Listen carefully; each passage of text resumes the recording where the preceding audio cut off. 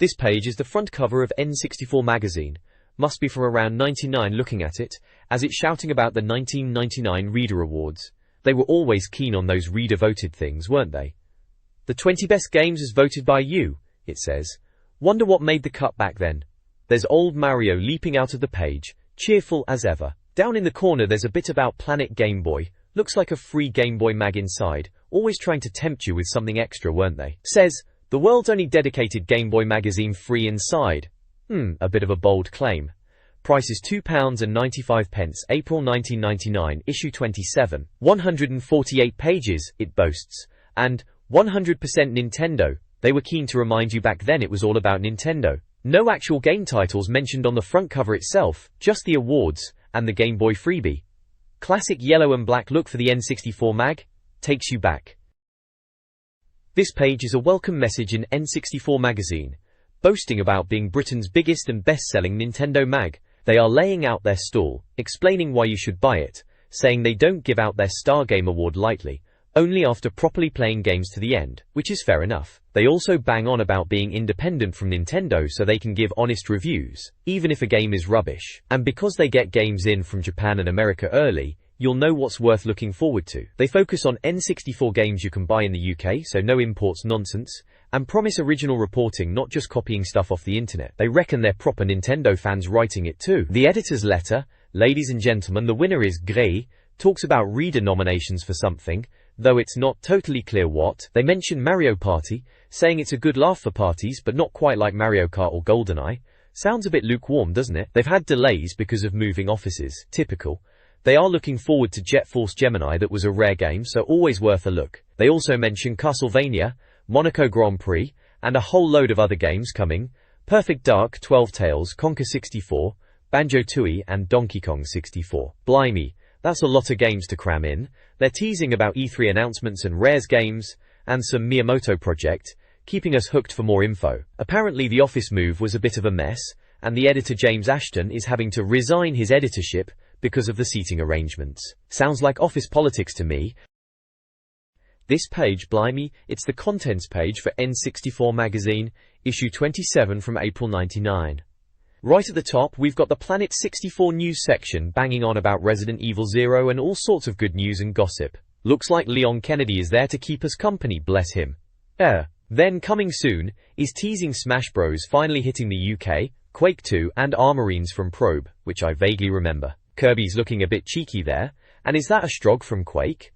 Probably scaring the kids. Kake. N64 Arena is where they review all the latest UK releases. Mario Party is in there, yeah, that was a laugh. Reinventing the board game apparently.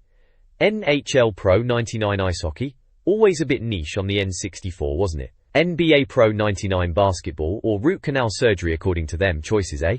Cheeky. Flying Dragon, or Art of Fighting Twin as they used to call it. Castlevania Staked, Fangs a lot. They always loved a pun, didn't they? Beetle Adventure Racing.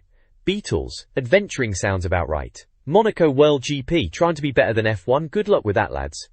Regular features then, An Englishman in Tokyo, always a bit random. Information station with charts and stuff. N64 shopper yelling at us to get Smash Bros. Calm down. N64 Magazine issue 28 feet. What's coming next month? Not Jet Force Gemini, sadly. Ha! They knew what we wanted. And What If, with Turok 2. Weeds of Evil. Get in! Alright. Import Arena for Japanese and American games, with WCW Nitro. No great shakes. Ouch. And lastly, Planet Game Boy, the world's only dedicated Game Boy magazine. Bold claim. If you wanted Game Boy stuff, apparently page 35. Right, that's the contents page in a nutshell. Take me back to 99. This page of the N64 magazine is looking ahead at what's coming up on the console, with Future Look splashed across the top. There's a piece on Pokemon Snap, reckon that was a bit of a weird one, taking photos of Pokemon, but hey, Pikachu's there, can't go wrong with Pikachu. Then there's Revolt, those radio-controlled car games, they were a laugh for a bit. Down the side there's the N64 Club 64, the reader service bit, with the mailbag and a how-to section. Looks like they're giving tips on surviving the morning after a Mario Party session, ouch, we've all been there, and how to crush the Empire in Rogue Squadron, proper Star Wars action that was, worry. The 1999 Reader Awards are here, saying the votes have been counted, and apparently someone called Tim looks a bit of an idiot. Their words, not mine. There's also a multiplayer compo with Virgin Megastories. Must have been some kind of competition to win something. The Dex Files is talking about the 64DD being dead, but the Dex Drive being the next big thing. Remember all that Dex Drive business? Then there's a special interrogation with David Dienspier, the bloke behind Turok 2. Reckon that game was pretty intense at the time. Down the side in the contents there's bits like Help Wanted for WWF Warzone, Tips Extra, Dr. Kit's Game Clinic, Hotline Tips for Nintendo Help, a competition, V-Rally results, Skill Club 64, contacts, a game directory, subs and back issues. Yeah, standard mag stuff really. This page of the magazine is previewing some upcoming N64 titles, and it seems like Pokemon Snap is the big focus this month. You've got a chap who looks like he stepped right out of the telly show with Pikachu, and they're both snapping away with a camera, which is the whole gimmick of the game, isn't it? On safari with pocket monsters, they're saying, which sounds a bit daft now, but back then Pokemon was still pretty fresh and exciting on consoles. They've also got a little blurb about Revolt, pitching it as better than Micro Machines. Always comparisons, weren't there? Another remote control racer, which there were loads of on the go at the time, to be fair, and they're pointing you to page 16 for even more new games in the coming soon section. Right at the bottom you can see it's issue 27 of N64 Magazine. In that little box it confirms Pokemon Snap is from Nintendo, coming in June over in the States, but typically, us Brits are still waiting for a UK release date minus TBA as usual. And it's got a rating of 1 out of what exactly? Who knows with these magazine ratings? Probably just a hotness score or something. New pics, it shouts. Well, aren't they always new until the next issue comes out? Oh, and there's some weird spaceship thing in the background with Mario characters on it. Goodness knows what that's about. Probably just magazine design being all wacky. This page is a look at Pokemon Snap. Blimey, talk about a blast from the past. It's previewed as the next big thing on the N64, after that Planet Game Boy feature last month. Apparently Nintendo confirmed a US release, and we'd get it over here afterwards. The whole idea of the game is you're on Pokemon Island, a sort of Jurassic Park but with pocket monsters, taking snaps for Professor Oak. It's described as a bit like an expanded Safari Zone from the Game Boy games. You get apples and rocks to chuck at the creatures, and you need to figure out the best way to get a good photo of each Pokemon for Oak's catalog. They mention a zoom lens and a Pokemon flute to help you get those candid shots. Sounds a bit like Pilot Wings in a way, just tooling around taking pictures. There are screenshots dotted around. One shows a Doduo, with a funny caption about the Doduo family. Then there's Professor Oak, looking remarkably wrinkle-free if you ask me, and another, with Pikachu and Diglett. There's also a sleepy Slowbro with a right funny caption, and a Pokemon report card for an Eevee. They reckon it's out in the States towards the end of June, and then we'll get it in the UK afterwards, after the whole Pokemon craze from the Game Boy has properly taken off here. They're saying, go, go, but it's not exactly shouting from the rooftops excitement, is it? More of a quiet nod that it's coming. Say cheese is the tagline, which is a bit corny, but hey, it's Pokemon. This page in N64 Magazine, right, takes a look at Pokemon Snap. It's talking about this mythical 64DD add-on, remember that? Seems like Pokemon Snap was originally meant to use it for loads of storage for your Pikachu photos and whatnot, but, typically, we in the UK and the States are only getting the cartridge version. Still, they reckon 60 photos is plenty, which, looking back, was probably loads at the time. Japan, naturally, might get a fancy DVD version later on. Which? There's a bit about printing out your Pokemon Snaps too. Apparently, in Japan, they've got these Lawson Station places where you can take your game cartridge and print out stickers of your best Pokemon photos.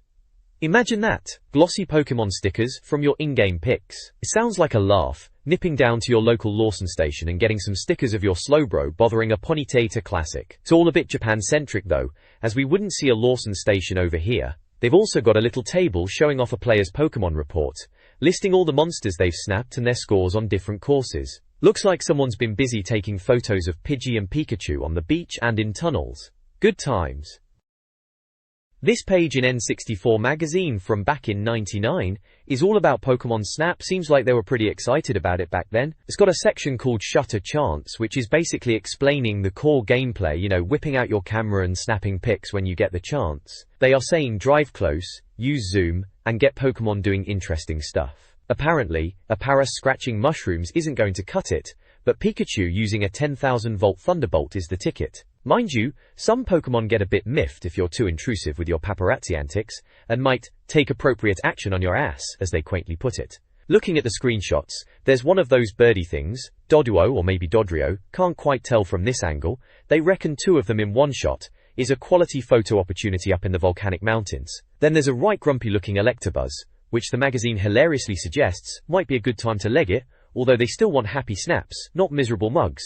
A bit contradictory, innit? Beer. There's also a cheeky one about a Voltorb disguised as a Pokeball, asking if it's real or a fake out. And then a cute picture of a Diglett and Pikachu. Dirk Diggler they call the Diglett. Bit of a weird name, but alright. Apparently, it impresses on his N64 debut, and the reviewer thinks it's very sweet. Bless. It's even got a little screenshot of the in-game Pokemon report thing, showing scores for your photos. Down at the bottom there's a bit about the 01, that's the buggy you drive around in. They call it a strange contraption, used to ferry tourists about Pokemon Island. Apparently it looks like it's got 3 wheels, but only goes on tracks usually. But you can upgrade it to handle rough terrain, for those hard-to-reach Pokemon. They even mention rocket jets to get up into the mountains to find Geodude, and inflatable floats for water-dwelling Poliwags, which they describe as disturbing. Bit harsh on the Poliwag, weren't they? It ends with a to be continued, promising more on Pokemon Snap as it develops. Good old 1999, simpler times for gaming mags. This page in N64 Magazine, right, it's all about revolt. Remember that one? Micro Machines was the king back then, and Acclaim was trying to muscle in with this RC car racer. It's got the N64 logo slapped right on it, so you knew it was heading our way. They're banging on about it being a Micro Machines beta. Bit strong words there, lads. Screenshots look alright, bit blocky as you'd expect. They're showing off different tracks, oil slicks, and even weapons. Because why not, eh? Says here there are 8 cars to start with and loads more to unlock, typical. There's a track editor too, which was always a bit hit and miss on consoles back then, wasn't it? They reckon you can create tracks using bits of the game, sounds ambitious. Weapons can be turned off or on. The reviewer prefers them on, naturally. Who wouldn't? Release is September, both here and in the US apparently. Seems like they were hoping this would be the next big thing. Let's see if it was, eh? This page in Future Look is having a gander at Revolt. Seems to be a game about racing remote control cars. They're making a bit of a deal about the arcade and RC car combo idea, saying it's a killer combination. The reviewer points out there are diggers and sprinklers and all sorts knocking about on the tracks as hazards, which sounds like a right laugh. They've got a bit about the multiplayer looking good, and even though these little RC cars aren't going at 100 miles an hour, apparently it feels pretty nippy. There's a slightly sarcastic comment about it looking a bit like F-Zero X, which I suppose is a compliment in a weird way. Main selling point seems to be a track editor, so you can build your own courses and swap them online using something called a Dex drive. They reckon Revolt should be finished by June, so we should see a review later in the summer. And they point out some funny cars, like a stockbroker's car for a Saturday night, which is a bit random. Oh, and apparently if you flip your car over, you can tap R to write it again, handy that. Looks like they're gonna have more on Revolt in the future. This page of N64 Magazine, issue 27 from April 99, kicks off with a massive thanks again headline. Seems they're chuffed to bits because they reckon they've been named the #1 Nintendo mag for the 2nd year running. They're properly thanking the readers for making them top dog, mentioning something about the Audit Bureau of Circulations confirming it, and they're selling a fair few copies, like 73,000 apparently. They list all the usual magazine staff on the side there, you know, editor, art editor, operations, all those guys. There's a picture of the previous issue's cover, issue 26, boasting about being the UK's best-selling independent Nintendo mag. You can see a few game titles splashed across it. Smash Bros is there, Zelda, Castlevania, Hybrid Heaven, and FIFA 99. Looks like they squeezed in a bit about Game Boy in there too. The cover games are all the big hitters from back then, especially Smash Bros, everyone was going mad for that.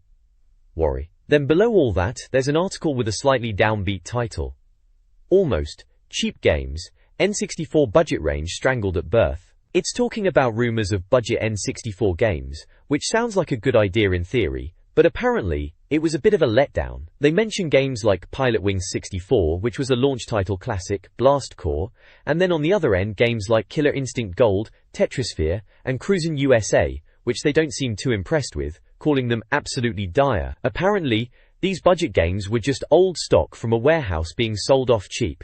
A bit of a missed opportunity for a proper budget range really. Still, the idea of getting Pilotwings 64 for cheap would have been tempting back then.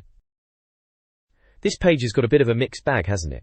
Up top there's a piece about Resident Evil, saying one of Sony's big hitters is coming to the N64. Apparently Capcom are working on an N64 specific Resident Evil, possibly called Resident Evil 0, and it's meant to be a prequel to the PlayStation ones. They're also talking about maybe porting Resident Evil 2 over, using expansion pack for better graphics but trying to cut down on the loading times, which were a bit of a pain back then on discs. Then there's a shortcuts section, and one bit called Monster Mash is all about Pokemon, saying even if you doubt how popular it is, especially in Japan, it made loads of dosh for Nintendo in the last part of '98. Another bit in shortcuts is Gex Lives, and it's about Gex 64. They reviewed it in issue 21, and reckon if you've forgotten the review, and are thinking of buying it, maybe don't. It's like avoiding a screaming tramp with a used syringe. Charming. Down below there's a big yellow bit shouting, "We want you!"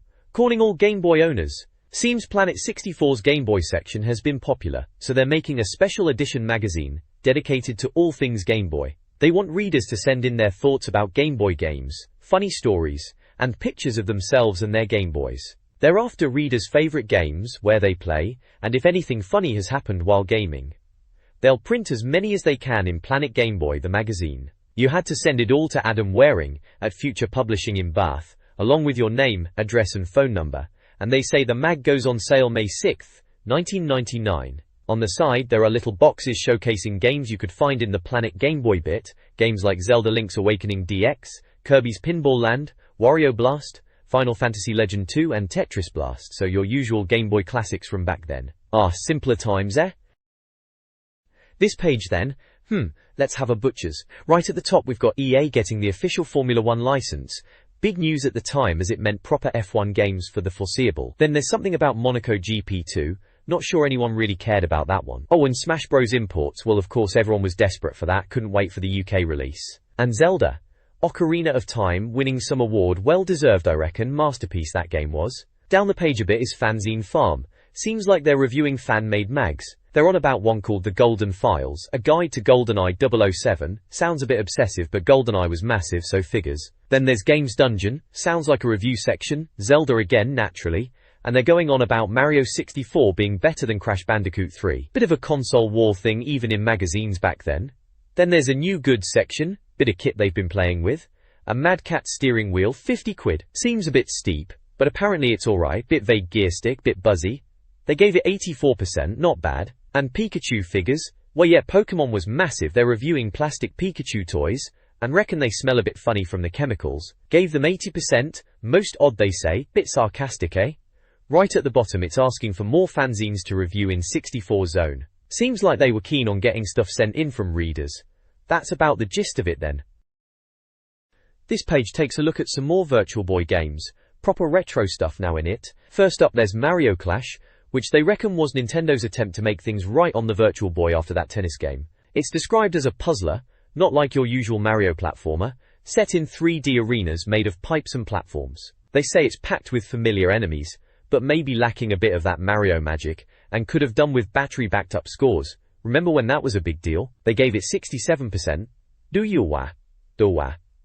Then there's Baseball 95, from Kemco. Apparently, everyone thought you needed a baseball game to make it in the US. Typical. They say it fills that gap on the Virtual Boy with a cartoon style and Japanese stats that are a bit bewildering, but the scorecard is simple enough. It got a decent 69%. Sour. Jack Bros from Atlas is next. This one sounded a bit weird to start with, especially with the Japanese text making you think it was an RPG. Turns out it's more like Gauntlet meets Bomberman, set in 3D mazes. You're picking up keys and blasting enemies with long-range fire or Bomberman bombs. 6 worlds, timed stages, and you jump down to the next level when you find the exit, which they thought was a clever use of the 3D. It gets a respectable 73%.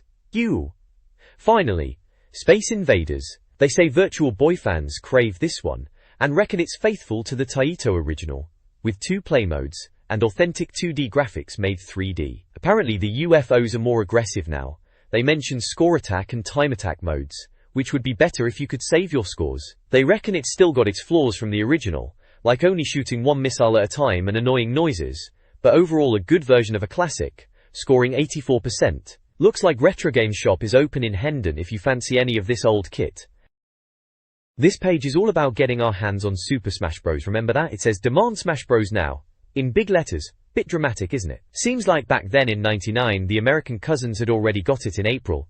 But typical, we were still waiting for the PAL release. They're banging on about how amazing Smash Bros is, calling it a stormer of a game and how we've all been waiting for it. They're not wrong there, were they?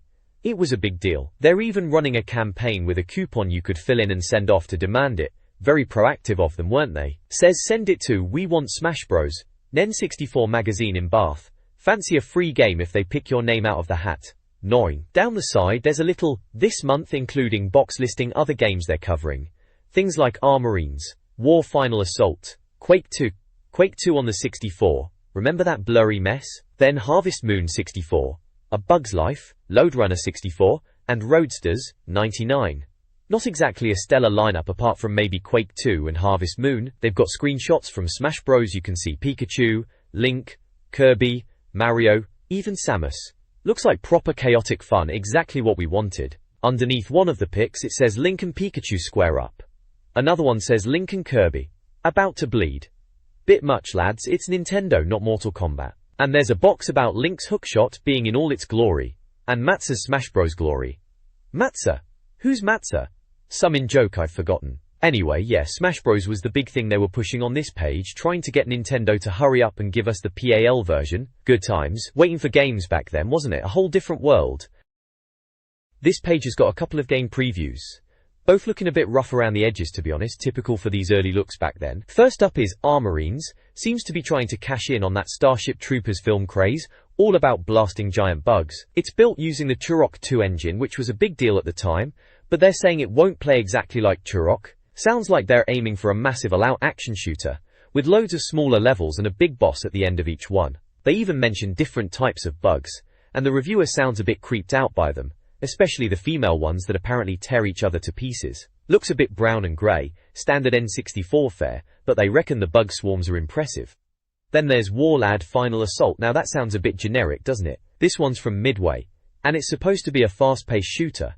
Like the NFL Blitz of first-person shooters. That's a comparison I never thought I'd hear. Apparently, it's all about stopping some dodgy Russian general bloke with nukes. They are really pushing the multiplayer aspect with 14 deathmatch arenas and 12 brutal weapons. Sounds like a bit of mindless fun, but they say it's like the arcade version is gradually released over time, as the machine ages, whatever that means. Probably just marketing waffle. Again, screenshots aren't exactly pushing the N64 to its limits, but hey, it's early days. Both are slated for a late '99 release. We'll see if they actually come out and if they are any good when they do. This page is all about Quake 2 coming to the N64. It's got a big headline, Let Them Eat Quake, which is a bit dramatic in it. They're previewing the game, saying despite the usual whispers about Easter release dates being a bit dodgy, they're really hoping this N64 version of Quake 2 is going to be good. They reckon it has to be good, especially with GoldenEye still being the king of multiplayer on the console. There are screenshots showing off the game, like some nasty mutant fella you probably don't want to get too close to, and these strog cyborg alien beasties. They're saying the machine gun is handy in a tight spot, showing a picture of that in action. The review seems positive, noting it's got multiplayer deathmatch for up to 4 players using levels made for the N64, but they're not sure if there'll be new designs or just cut down PC levels. Gourmet. They mention it's got narrow corridors, wide open spaces, even underwater tunnels for multiplayer levels. Sounds like a proper Quake game. Apparently the single player is unchanged from the PC version, which is good, meaning relentless cyborg hordes and blowing holes in walls. They mention set pieces in the levels, like stumbling across a fellow Marine who's been experimented on and turned into one of the baddies.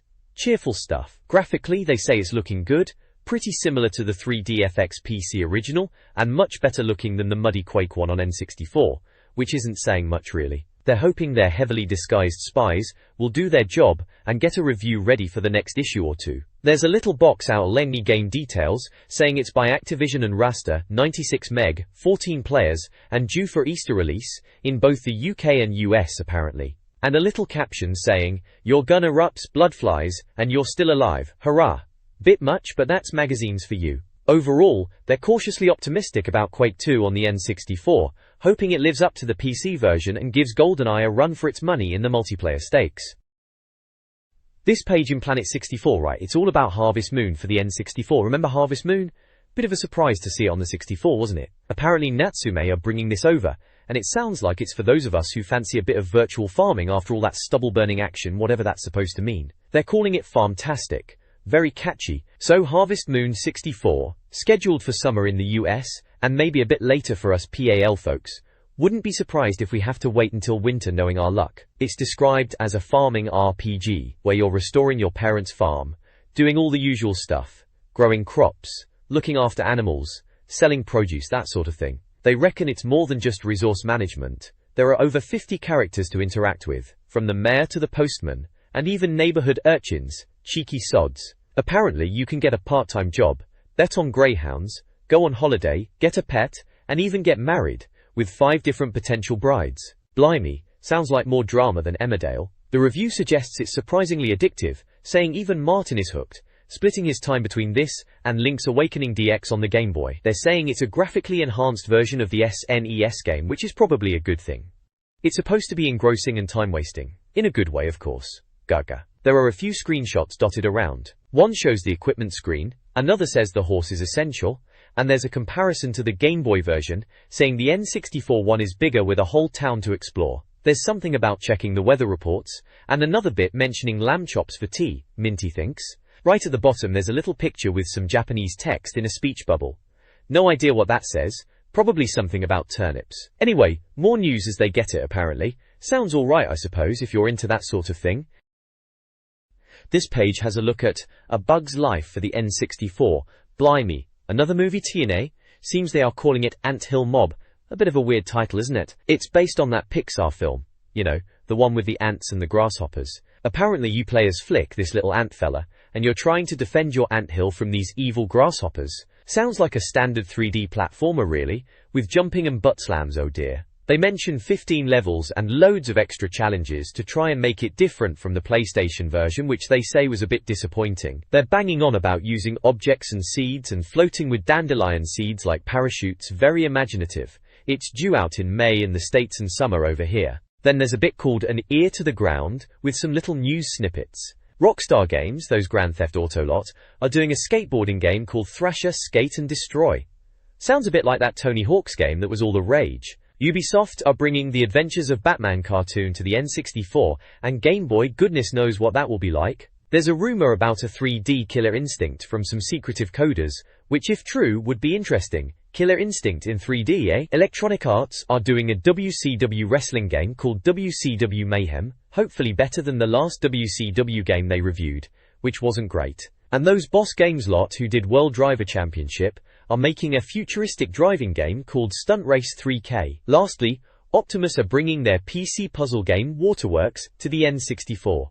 Waterworks sounds thrilling. Hopefully it's a bit more user-friendly than Wetrix, which was a bit of a head-scratcher, if you remember that one. This page in N64 Magazine, issue 27, it's all about Load Runner. Remember that old 2D game? Well, they've gone and made it 3D, haven't they? It's called Lock and Load, fancy name. Infogrames are publishing it, and it's coming out in April in the States and July over here in the UK. Seems like they're trying to drag this old game kicking and screaming into the 90s, saying it's a venerable and ancient slice of software. Bit dramatic, lads. They reckon, if you liked Pandemonium or Risible Pandemonium, did they mean Raisable Pandemonium? Anyway, if you liked those PlayStation games you might like this. But this is on the N64 mind you. Orrington, apparently the aim is still collecting gold, but now it's in 3D levels, not exactly Super Mario 64 feet 3D, more like a nice looking 3D environment. So don't get too excited, it's not a massive leap. They're saying you'll still be digging holes to trap enemies, like the original, and there will be power-ups, like robotic drills and hoverlifts. And apparently, these snowmakers are in it too, whatever they are. Ruh. The screenshots show what they're on about. One is like a level select area, looks a bit spacey. Another is in-game, looks a bit blocky, but yeah, 3D load runners. They say the game runs in highers even without that expansion pack thingy, which is good to know I suppose. Four. The reviewer seems a bit on the fence, saying they're trying to update the original, without ruining what made it good. We'll have to see if they've managed it, won't we? Could be alright for a bit of nostalgia maybe. This page is about Rodeo, or Roadsters 99 as it's properly called, for the N64. It's from Titus, who are, according to the magazine, known for Lamborghini on the N64, which wasn't exactly brilliant, and they called it insultingly average. So they are saying, Titus needs to pull a rabbit out of a hat to make Roadsters 99 any good, and not just a bit better than their older brother game. Apparently they've used the same engine as Lamborghini but have worked on it, getting rid of the twitchy handling and adding smoother swerving and sliding. They reckon the slow pace of Lamborghini is gone too, replaced with a better sense of speed, and there are tweaks and improvements. They think it looks significantly more interesting than Lamborghini, and could be a bit of an underachiever. The game lets you drive 20 cars, based on real-life motors like BMWs and Porsches, and you can pick a separate co-pilot, a gleaming four-wheeled beast apparently. There's a feature where your co-pilot will have an effect on your driving which sounds a bit different. They also mention a replay mode. Drayton North? Roadsters 99 has got 10 tracks to race on, plus a couple of hidden ones and weather and day/night stuff. They say the tracks are more detailed than Lamborghini's bare courses. There are 2 4-player modes, one's a standard race and the other one is a secret, they're not telling us what it is.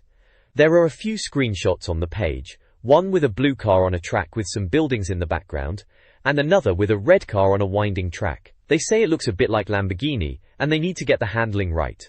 There's another picture showing a red car at night with its headlights on. Sounds like it might be alright, but we'll have to wait and see.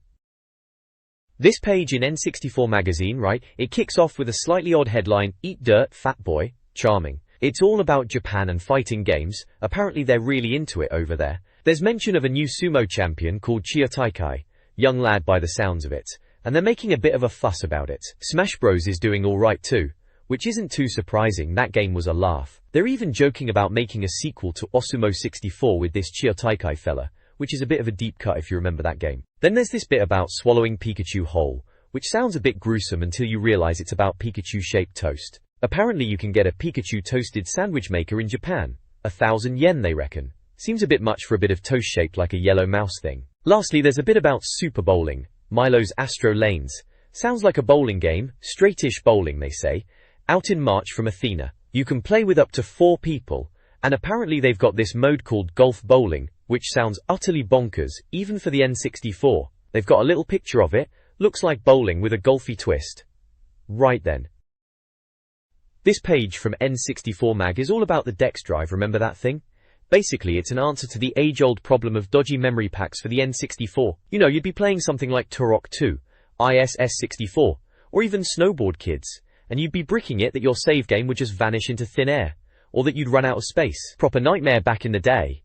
Warrington, this Dex drive thing, from Interact, promised to sort all that out. It's pitched as an infinite memory card, because you can back up your N64 saves onto your PC.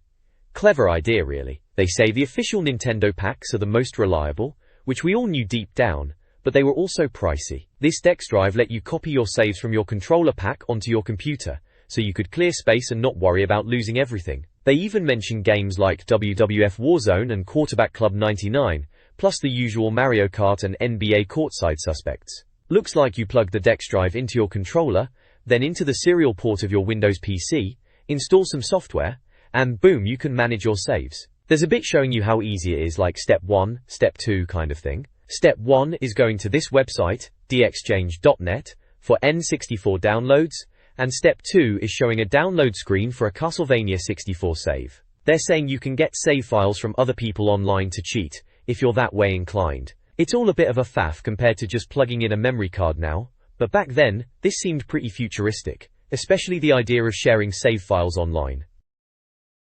This page is all about the Dex drive, a bit of kit for the N64 that let you back up your save games to your PC. Remember memory parks? Always running out of space, especially if you were juggling Zelda, Mario 64 and GoldenEye. This Dex drive thing was supposed to solve that. The article talks about Discape, which is the idea of swapping save games online. Apparently you could compete against Ghost Data in Mario Kart 64, or share custom wrestlers for WWF Warzone online through message boards, which sounds a bit fiddly but kinda cool for the time. There's a screenshot of a Netscape browser showing a forum on DXchange. Looks very basic, typical 90s internet stuff. Then it goes on about on-cart saves. Loads of games were using cartridge saves instead of controller packs, like Diddy Kong Racing and Lilac Wars. Dex drive was supposed to get around that too, letting you back up those saves as well, which is quite handy. There is a screenshot of a PC screen showing a warning message about EEPROM, which is probably related to saving data from the cartridge games. It mentions you could use it with a Game Shark to get cheats, which, let's be honest, most of us were probably tempted by back then. There's a section about support, saying game companies might start releasing save files online for extra content or to unlock things when sales drop off.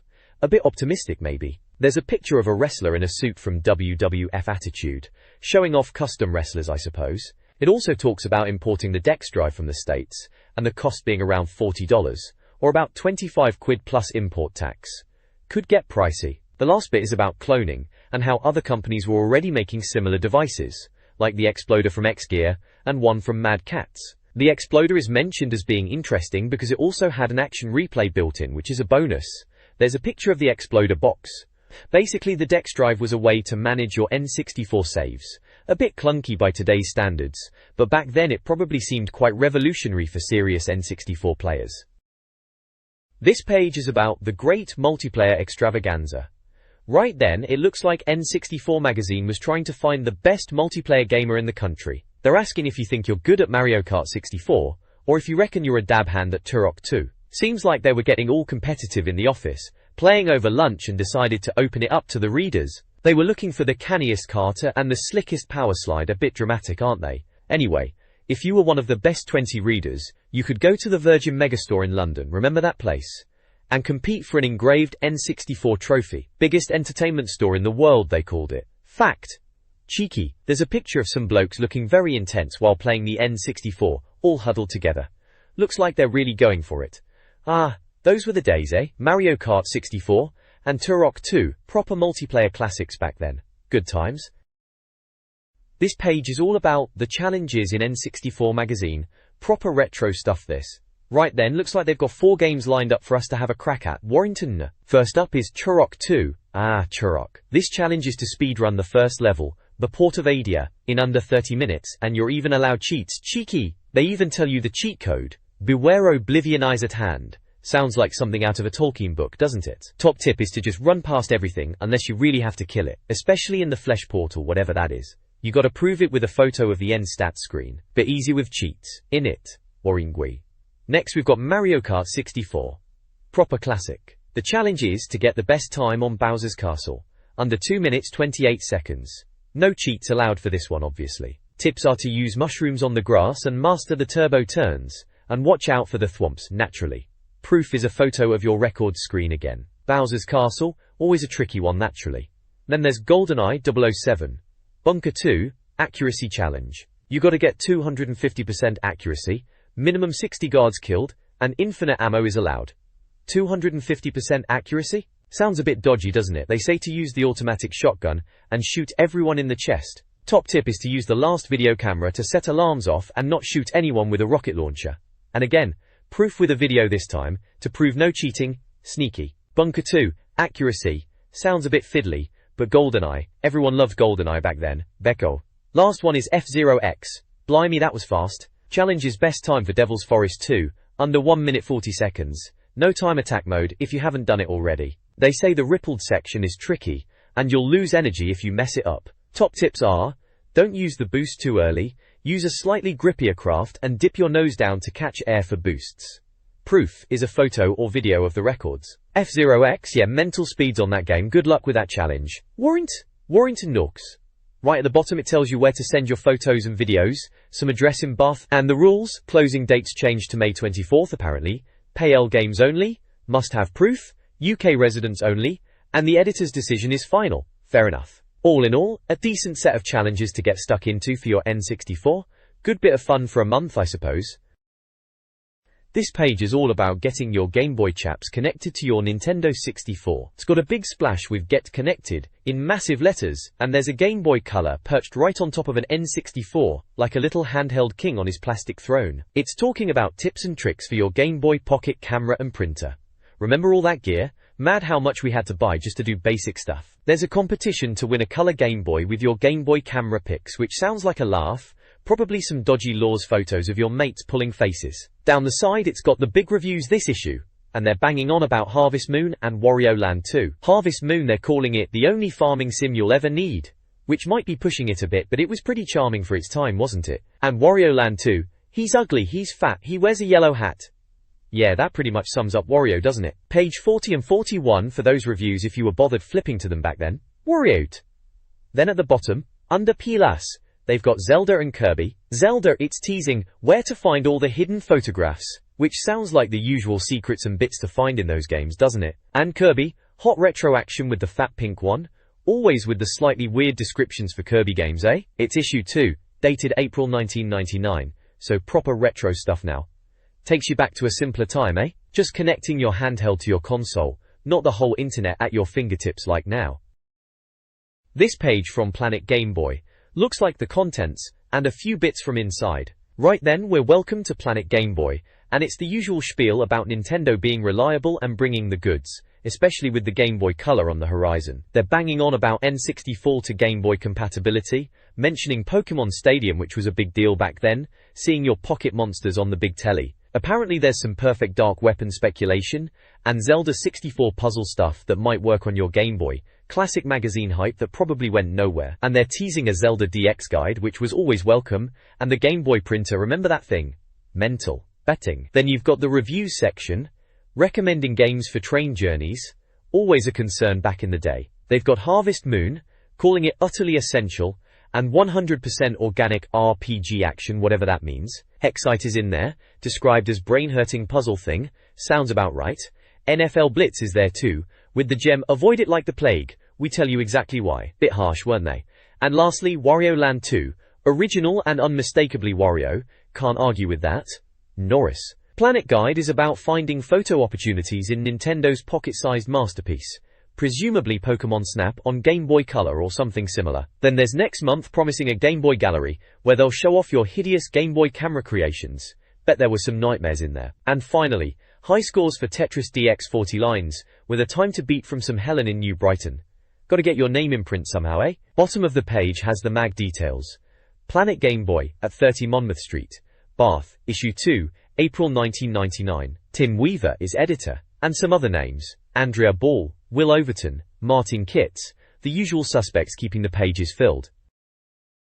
This page is all about the N64's GB pack, a curious bit of kit that plugged into the bottom of the N64 controller to let you use your Game Boy games on the big screen. They're saying here it's more than just for Pokemon Stadium, which was a bit of a no-brainer really, battling your pocket monsters on the telly. They reckon Nintendo have kept quiet about what else it could do, but it seems like it could have been pretty interesting. The article talks about the Game Boy Color's ability to link up with the N64, mentioning they'd shown some developers this hardware about a year before, but it all went a bit quiet afterwards. They speculate about being able to connect up to 4 Game Boys to one N64, with the N64 handling the sound and visuals and the Game Boys doing ooh, well, they're not really sure what exactly. Bit vague if you ask me. They mention Shigeru Miyamoto's Project Cabbage for the 64DD, which was supposed to be a virtual pet thing, using the 64DD's internal clock. They think the GB pack could do something similar with your Game Boy, like the sprites in Harvest Moon. There are screenshots of what looks like a game on the Game Boy Color, something with a red blob character and another with Pikachu, mentioning Pocket Monsters will be big for both the N64 and Game Boy, with Pikachu being the best, naturally. Then there's a picture of the GB pack itself, a grey chunky thing. They say it works with Pocket Monsters carts, letting you download your critters to the N64 to see them in 3D glory, though apparently only about 40 of them are properly animated for battles, which sounds a bit stingy. But they say seeing even a fraction of your Pokemon on the telly was enough to make Pokemon Stadium top of the charts in Japan. It was a novelty, wasn't it? Good times, if a little bit basic by today's standards. This page from N64 Magazine is pondering what the future holds for the N64 and Game Boy link-up, especially with the GB pack thingy. They're talking about how with Pokemon Stadium you can use your Game Boy Pocket Monster team on the big telly, which is a bit of a novelty. Apparently it's not just emulation magic, the code has to be properly in the game. There are a few screenshots from Pokemon Stadium showing off your little Game Boy critters battling in 3D, which was quite impressive at the time, even if it's a bit blocky looking now. They've also got some thoughts from readers about what they reckon would be good. One person suggesting a proper RPG Pokemon sequel that works across both systems. Another one's on about downloading weapons from Perfect Dark onto a special Game Boy cartridge to customize them, which sounds a bit far-fetched. Someone else is thinking of Zelda, where you could have a Zelda 64 and a Game Boy Zelda that are linked up. And lastly, there's a bloke suggesting you could create wrestlers on the Game Boy for WWF Warzone on the N64, bit like custom characters I suppose. Typical wishful thinking, innit? But it was exciting to think about back then, what might be possible. This page features a couple of Game Boy games, Harvest Moon and Hexite. Harvest Moon gets a glowing review, a full 5 stars no less, described as a simply fantastic game and an essential purchase. Blimey, that's high praise. It's talked about as a farming RPG, where you rebuild a dilapidated farm and get judged by the harvest gods. Sounds a bit twee, but they mention you can get harvest goblins to do the work while your Game Boy is off, which is a bit of a cheat, innit? The reviewer reckons it's warm and pleasant to play, every day. Right then, Aigi. Then there's Hexite, a puzzle game from Ubisoft. This one only gets 3 stars, some problems, but almost certainly good fun. A bit more down-to-earth rating there. It's described as a mix between a jigsaw and solitaire, played against an opponent. They show a little screenshot of the hexagonal board, and some scoring, looks a bit brain-bending. The reviewer says it's horribly difficult to understand for the computer, but good for human players via link-up cable. They reckon it'll either grab you or leave you cold. Sounds a bit like Marmite, that one. This page has a couple of Game Boy reviews from back in the day. First up there's NFL Blitz. Crikey, what a stinker. They reckon it's a dated-looking mess, which yeah, even back then it was a bit rough. Apparently someone thought cramming a 3D arcade sports game onto the Game Boy was a good idea, and the reviewer is not having any of it. Slow, clunky, and just plain wrong for the system they reckon, and only 1 star out of 5, ouch. They even moan about cross-country runs, sounds like a right laugh riot. Then there's Wario Land 2, which is a different kettle of fish altogether. This one gets a stonking 5 out of 5. They're loving it, calling it a welcome change from your usual platformer, because Wario doesn't die, he just loses coins when he gets hit. Collecting treasure is the name of the game, and they mention loads of moves and variety. Apparently, it looks and sounds great on the Game Boy Color too. Sounds like a proper must-have for your brick of a Game Boy Color. Good on Wario, for saving the day after that NFL Blitz disaster. This page has got a look back at Kirby's Pinball Land, right? Classic Game Boy stuff. It's calling it a fondly remembered best Game Boy game ever. Bit strong maybe? But yeah, Kirby does pinball, and it's proper bonkers like you'd expect. They mention it's got floating things and sub-games, all that kind of mad stuff you got with Kirby back then, and reckon it owes as much to imagination as pinball. They give it a 5 out of 5 star rating, so they're clearly well into it, saying it's addictive and satisfying. There are a couple of little screenshots from the game showing the pinball tables, looks typically cheerful and a bit mental. Then it flips over to Zelda DX, Link's Awakening DX, that's a Game Boy Color one, showing off the new GB printer feature. They are highlighting where to find good spots for photos in Koholint Island, but saying not to look if you're stuck. Cheeky. It's basically a guide with bullet points for taking pictures in the game. Bit of a gimmick really, but cool for the time I suppose. Like taking a picture of Ulrira on the phone, or Link and Marin at the beach, that sort of thing. And there's a screenshot showing the in-game print menu. Nice and basic black and white. It's all about getting snaps printed out using the Game Boy printer, which was a bit of a novelty at the time. This page from N64 Magazine, right, it's an arena review for Mario Party. Mario Party. You remember those days, right? It's got all the usual suspects on there: Mario, Luigi, Peach, Donkey Kong, Yoshi, even that rotter Wario and Toad. All looking a bit plasticy, bless them. They've got their guide to scoring bit explaining how they review games, because back then N64 games were blinking expensive, weren't they? So they reckon they play the games properly before giving them a Star Game award. Fair enough, I suppose.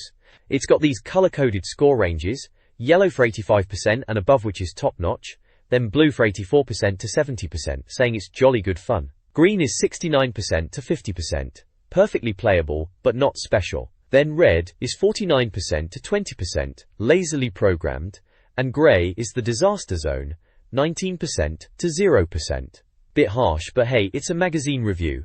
19. Then they explain what the categories mean. Visuals, GOBS, macking graphics. Sounds, are the tunes any good? Mastery, how well does it use the hardware? Lifespan, will it peter out prematurely? And verdict, how much fun? Pretty standard stuff really, for a game review at the time. It's all about how they figure out if a game is worth your hard-earned cash, basically. Mario Party? Yeah, it was a laugh with mates, wasn't it? Caused a few arguments, mind, especially with those minigames. This page is a right old blast from the past. In it? Looks like a page from a gaming mag, must be N64 going by the logo. Right at the top we've got the usual suspects for the time. NHL Pro 99, something about men with sticks, and NBA Pro 99 for basketballs. Flying Dragon is there, described as a mediocre beat-em-up. Yeah, that about sums it up. Didn't set the world alight, did it? Then there's Castlevania. The Toothsome Pal review sounds a bit poncy, but alright. Beetle Adventure Racing. Proper fun, that game. Racing! With cars, not insects. Well yeah, beetles are insects, aren't they? Monaco GP for the F1 fans. Formula 1, Thrills Ahoy! And blimey, Import Arena. Games they're playing in America and Japan, ooh exotic. Finally at the top, WCW Nitro. Big hairy men wearing tights decide to fight in your N64. Bit of a mouthful, that description, but yeah, wrestling games were all the rage. Below all that game title stuff, there's a photo of some folks lounging on a sofa, looks like the magazine team. Team 64 inches it says. They're rabbiting on about Mario Party, how fun it is, balloon blowing and all sorts of mini-games. Each of them has a little box saying what they've been up to. Tim Weaver, apparently his swearing is bad, and his game of the month is Flying Dragon. Jez Bickham, sounds like he's being a bit awkward talking about himself. Game of the month is Monaco. James Ashton, lower lip trembling because he sold his mini. Dramatic, Monaco is his game of the month too. Will Overton was going to release an album but changed his mind. His game is Mario Party. Martin Kitts, apparently got stared at by burly men, bit odd. Beetle Adventure Racing is his game of the month. Andrea Ball took ages to smile for the photo. Needed tape and vodka apparently. Mario Party for her. Paul Edwards worried about his greasy hair. WCW Nitro for him. Justin Webb, looks like the devil apparently. And his game of the month is Castlevania. WC, there are some screenshots dotted about. Castlevania looks as blocky as I remember. WCW Nitro, blokes in tights doing wrestling moves. And Mario Party looks like a right colourful mess of minigames. April 99 at the bottom it says, yeah, those were the days, weren't they? Simpler times, simpler graphics. This page then, it's all about Mario Party for the N64. Big old Donkey Kong is grinning away on the front cover, looks like they've gone all in on the 3D renders for this one. There's a little box out to the side that gives you the details. Nintendo and Hudson Soft are the publishers. 64 meg cart, 1 to 4 players, classic party game setup really. Out now it says, so it must be the review for the latest issue. 40 quid they're asking for it, which you know, seems about right at the time. They've given it a Star Game Award, so I guess they must have liked it. Up at the top, it mentions they reviewed the Japanese version in issue 25, and made a bit of a joke about it being Japanese and them doing their best. Cheeky. And there's a little Mario Party tips box with Toad, telling you to turn to page 90 for secret bits and how to annoy Jonathan, whoever Jonathan is. Sounds like classic Mario Party chaos, bound to cause a few arguments with your mates over a few beers and some minigames. Yeah, looks like a bit of alright this. This page in N64 Arena, back in April 99, is all about Mario Party. They're banging on about computer board games in general to start with, mentioning things like Cluedo and Trivial Pursuit, which feels a bit like padding to be honest. Then they get to the point, Mario Party has arrived on the N64. Kugri? It seems they're taking us on a tour of the boards in the game, starting with Mario's Rainbow Castle. Sounds like they're impressed by the graphics, calling it a visual gag, which is a bit much, it's hardly Monty Python. They mention you have to make a rainbow appear to win the board, which is apparently the reward ending for every board in the game, so not exactly unique then. The reviewer reckons taking the more interesting routes on the board costs you more, but it's suspiciously educational. Righto. They also point out losing coins in this game isn't a big deal, unlike Tamagotchi World, which is a niche reference if ever I heard one. There are little captions on the screenshots, highlighting bits like Bombsketball being a good Toon 2 game, and Pei-Boo stealing stars calling it wholly spiteful and great. Yeah, Pei-Boo was a right menace, wasn't he? They've even got a quote about Mario always winning, and another about the clouds being a bit much, calling Mario a nephologist, showing off a bit there, aren't they? Anyway, it looks like they're setting Mario Party up to be a laugh, which it was I suppose, if you had mates round and a few cans of fizzy pop. Good times, good times. This page is all about Mario Party on the N64, and it's having a proper look at the minigames. They're saying nobody wants you at the party if you're just sitting on the stairs, which is a bit harsh, but gets the point across, doesn't it?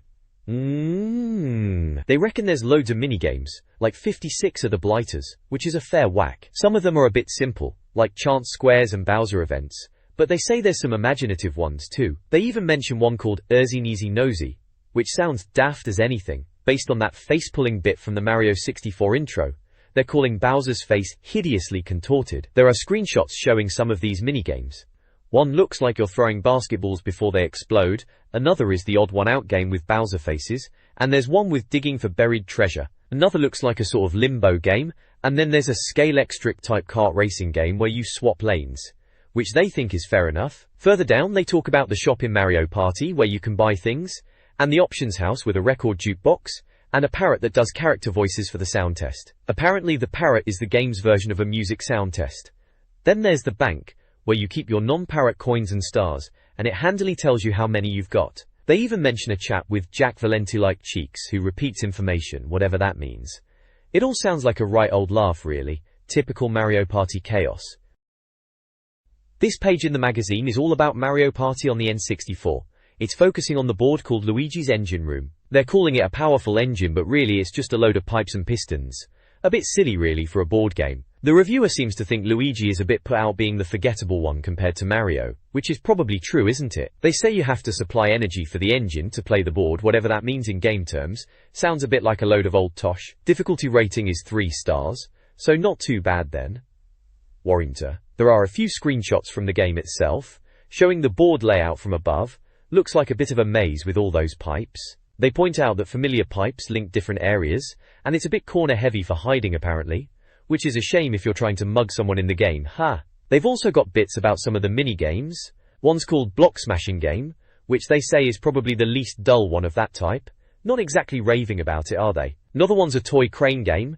You crane, they toys. Very descriptive. They reckon it's not as good as the drowning bit in New Zealand Story, which is a bit of an obscure reference, isn't it? Then there's one called Shell Game, super fast shell game, apparently you're dazed when it's over. Sounds like typical Mario Party minigame madness. They also mention you're supposed to be winning coins to buy stars from Toad, and if you have the most stars you win. Groundbreaking stuff. They do say there are consolation prizes for things like most coins collected, and best minigame player, so at least everyone gets something. 90 minutes of play they reckon. Bet it felt longer if you were losing to your mates. Overall it's a look at the Luigi's Engine Room board, and some of the mini-games in Mario Party. Bit of a mixed bag by the sounds of it. Some good bits, some not so good bits. Par for the course with Mario Party really. They've got a bit about the minigame house, where you can replay minigames for a cost of 10 coins, or save up and play for free. And the stadium is a smaller version of Mario Party. Fewer turns, free boards, and the winner is just whoever has the most coins. Less successful than you'd think apparently. Lastly there's the Island minigame, which is a physics-based thing, sounds a bit different, and tough apparently. April 1999, this is from Feels Like a Lifetime Ago now. The next page in N64 Magazine takes a look at a couple of boards from Mario Party, Yoshi's Tropical Island, and DK's Jungle Adventure. Yoshi's board is described in a rather whimsical way, calling him a wizard of lizards and all sorts, saying he's bored on his island, which is apparently on the back of a whale or a massive salmon. Your job is to rescue a stranded Yoshi from what they call an embarrassingly small lake. The difficulty rating is a single star, so clearly not taxing. The reviewer makes a few light-hearted comments on the logic of it all, mentioning Yoshi overheating, and the ease of reaching him with a giant banana. Moving on to DK's Jungle Adventure, they're laying it on thick about Donkey Kong being a big monkey, living in the jungle, and making some odd jokes referencing Ken Dodd, which is a bit random. Apparently Diddy Kong's gone missing, possibly eaten, they speculate darkly. The objective here is to find the secret of some ruins by opening a obvious stone box. Again, a single star difficulty, so a walk in the park. The reviewer has a bit of a moan about moving blocks that you don't really need to strategize with, and a route-spoiling rock, and notes with amusement how landing on certain spaces can lead to Bowser events. Both boards sound like they're aimed at the younger end of the spectrum, or maybe just designed to be a bit of daft fun. This page from an old N64 magazine is having a look at Mario Party. It starts off with a section called Yowza! It's Bowser, yes, and it's all about Bowser in the game, showing him up to no good in various mini-games.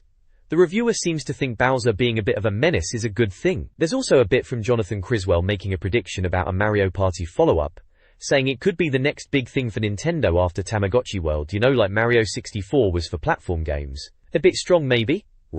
Then there's a bit about Peach's birthday cake, which is one of the boards in the game. Apparently Princess Peach has forgotten the strawberries for her birthday cake, bless her. So you have to go and fetch them for her. They've given it a 2-star difficulty rating, looks fairly easy then. The screenshots show the board game in action with Mario, Luigi, Donkey Kong and Toad all running around. It's got that classic Mario Party look about it, yeah. Happy days. This page from N64 Magazine, issue 27 it is then, features a right old moan about Mario Party, under the headline, No Deals Mr. Bond. It's having a go at Nintendo's family-friendly reputation, saying Mario Party is surprisingly savage and not very wholesome at all. Apparently the computer players are proper sneaky and hold grudges, a bit like playing against actual people, which was quite something back then. There's a section on Wario's Battle Canyon board, describing it as proper bonkers, with Wario as this gun-toting madman. They've even got a joke quote about guns on the wall in the game. Guns don't kill people. Oh hang on, wait, that's right, yes they do. Bit dark for a Mario game, innit? It mentions getting shot around the level by cannons, and the reviewer reckons it's a bit stop-start because of it happening all the time. They've also got little captions under the screenshots like, crushed velvet, crushed enemies, and Wario saying he's honest because he always plays as himself. Another one says Yoshi will end up in a bin bag. Cheerful stuff. The plot section is just daft. Something about finding out who's the best, typical Mario nonsense. And there's a bit that says you have to stop a civil war and arbitrary difficulty rating, which is all a bit random and typical N64 Magazine humor from back in the day. It's basically saying Mario Party is a bit more cutthroat than you might expect from a Nintendo game, and they seem a bit surprised by it all. This page from N64 Magazine, back in April '99, is all about Mario Party. It's an arena section review giving it a decent 85%. They reckon it's incredibly close to redefining a genre, but just ends up being a hugely entertaining multiplayer game. A bit of a backhanded compliment, really. The review is titled, Verdict. Mario Party's a great leap forwards for the genre, but for all the variety and spankiness, it's still not quite there. Spankiness? Right then. They talk about it being good fun with mates, mentioning the minigames that pop up and that you can't skip them even if you're playing solo, which is a bit of a pain. There's a rubbish bits section moaning about landing on poison mushroom squares, classic Mario Party frustration that. They mention the coup-up element, ganging up on the fourth player, and reckon it's better than just four-way battles. Minigame Island is in there as a single-player option, and they compare the repetitiveness to Tamagotchi World, but say Mario Party is better because of all the random events and trick squares like giant boulders. They warn it's a long game, possibly 1 to 2 hours, and there's a reward at the end based on Luigi's machine, whatever that is. They must have hated restarting the console after a long session. Visually, they rate it 8 out of 8, saying it's a super blend of 2D and 3D. Sounds get a 6, fittingly cheerful music, and famous catchphrases. Mastery is a 7, uses it all, but you can't see the joins. Lifespan gets an 8, reckons it's appealingly novel but Mario Kart will still be around longer. Fair enough, Mario Kart 64 was still king back then. There are screenshots dotted around showing the minigames, like one with Donkey Kong and Yoshi on a sort of platform, and another with Mario and Luigi maybe playing cards or something. Peach is also there, looking surprised in a big picture taking up loads of space like she's seen a ghost. Typical. Jonathan Nash wrote the review apparently. Right, must have been a laugh with a few beers, and mate, Mario Party always was. This page is an article from N64 Magazine, issue 27 it seems, back when we were all buzzing about the Nintendo 64, to review of NHL Pro 99. Remember that? Konami's take on ice hockey. Apparently, they hadn't mentioned it before because the word puck bothered Tim, whoever Tim is, player. The review is headlined, Hockey? I'm fine, thanks. And so is Konami's new sim. Sounds a bit lukewarm to start with, doesn't it? They've got a little how to play section for those who don't know hockey rules, slashing penalties, icing, overtime and fouls, all explained with a bit of humor. Underneath is the game info, Konami, 64 megabytes, controller pack support, 14 players, Rumble Pack compatible, and 40 quid. 40 quid! Games were pricey back then, weren't they? There are a few screenshots dotted around. One shows some players on the ice, captioned, Oh look! It's that lovely Mr. Gretzky. Him and Mr. McCarthy, famous commie hunter, fails to score. Bit of a random comment there, very N64 Magazine style. Another one says, The goals are terribly small, like Tim's brain. Ha! And, Such a lovely shirt if you're colorblind.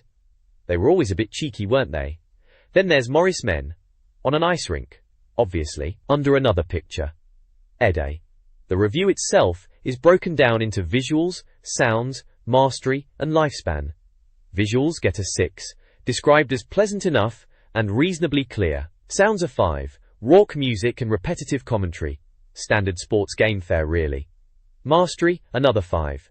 We've seen it all before, in a slightly different way. And lifespan a 6, it's frugal with its play modes but it's still fine to play. Dig? The main text talks about how other hockey games, even back on the SNES or SNES as some people say, had this inertia problem, and Konami's game isn't perfect, especially the front end which is apparently scruffy. They mention play options are limited to exhibition, playoff, or season, but they reckon it's better than NHL 99, even if it's not great, just eminently playable. Bit of a backhanded compliment there.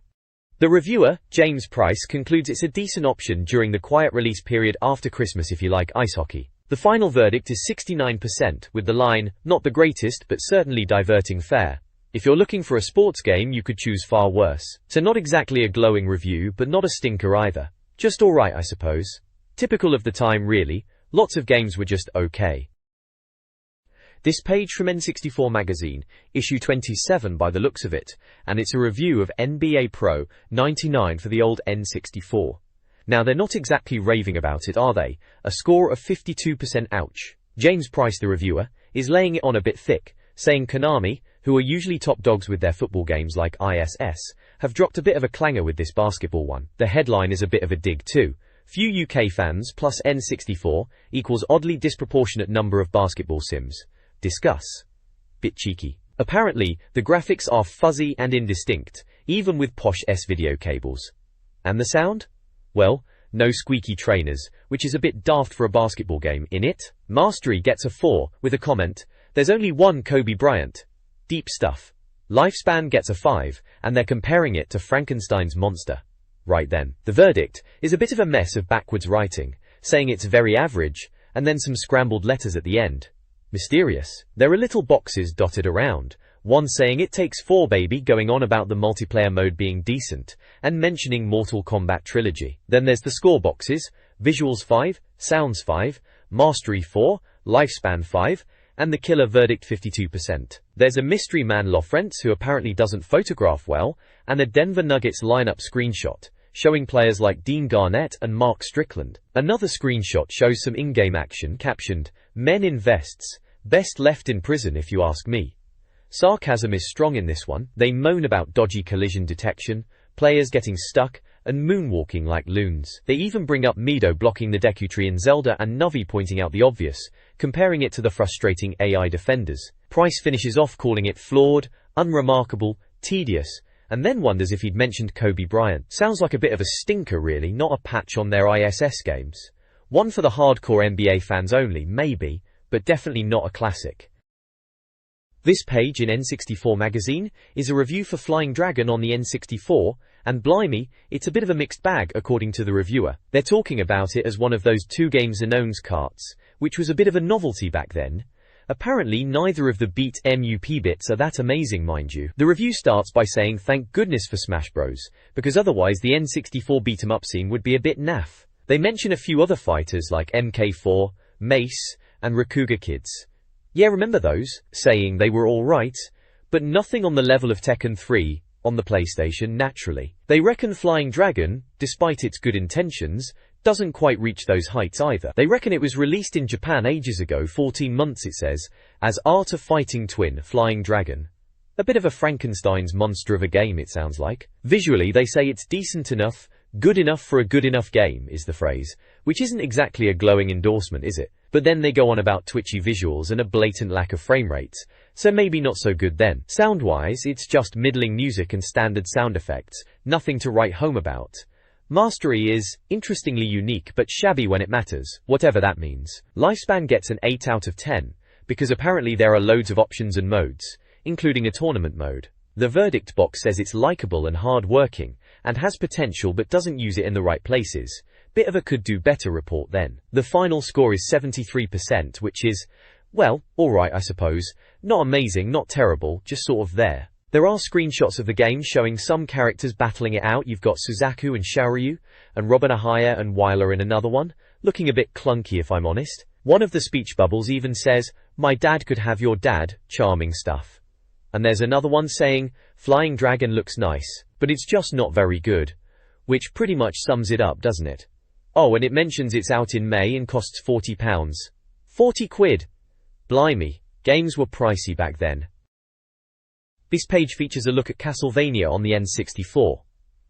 Right there in the middle we've got Reinhard Schneider, the main chap, looking a bit moody and windswept. It seems they reviewed the American version of Castlevania last issue, so this must be a follow-up. Looky. There are a few screenshots of the game, One looks like a classic Castlevania clock tower area. They say it's a return from previous games, a bit of nostalgia for us old timers then. Another shows Carrie. Apparently she's got to scarper from a collapsing floor. Sounds like typical Castlevania peril. The review snippet mentions it's out now, costs £40, and is 96 meg, and needs a controller pack, which you'd expect back then. They've got a bit of a jokey line at the bottom. The only thing more terrifying than a pre-morning coffee, James, Castlevania is back. Korra! A bit dramatic, but yeah, Castlevania was a big deal back then, even in 3D on the N64. This page is having a look at Castlevania on the N64, and they've gone with the headline, "It Takes Two, baby." Bit daft really. They're on about the two playable characters, Reinhard Schneider and Carrie Eastfield. Apparently Reinhard is the default bloke, a Belmont descendant doing the monster bashing thing. He's supposed to be faster and better to players than Carrie. Carrie's described as sweet, and rather young for vampire slaying, which is a bit much, but she uses magic fireballs, which sounds alright. They reckon her magic homing bolt is pretty good for sticky situations. They've even got a bit in here about extra carnage, saying there were supposed to be two more characters, Cornell and Cola, who got cut. One was a werewolf and the other had a chainsaw. Mental! They reckon it was all due to development time. B.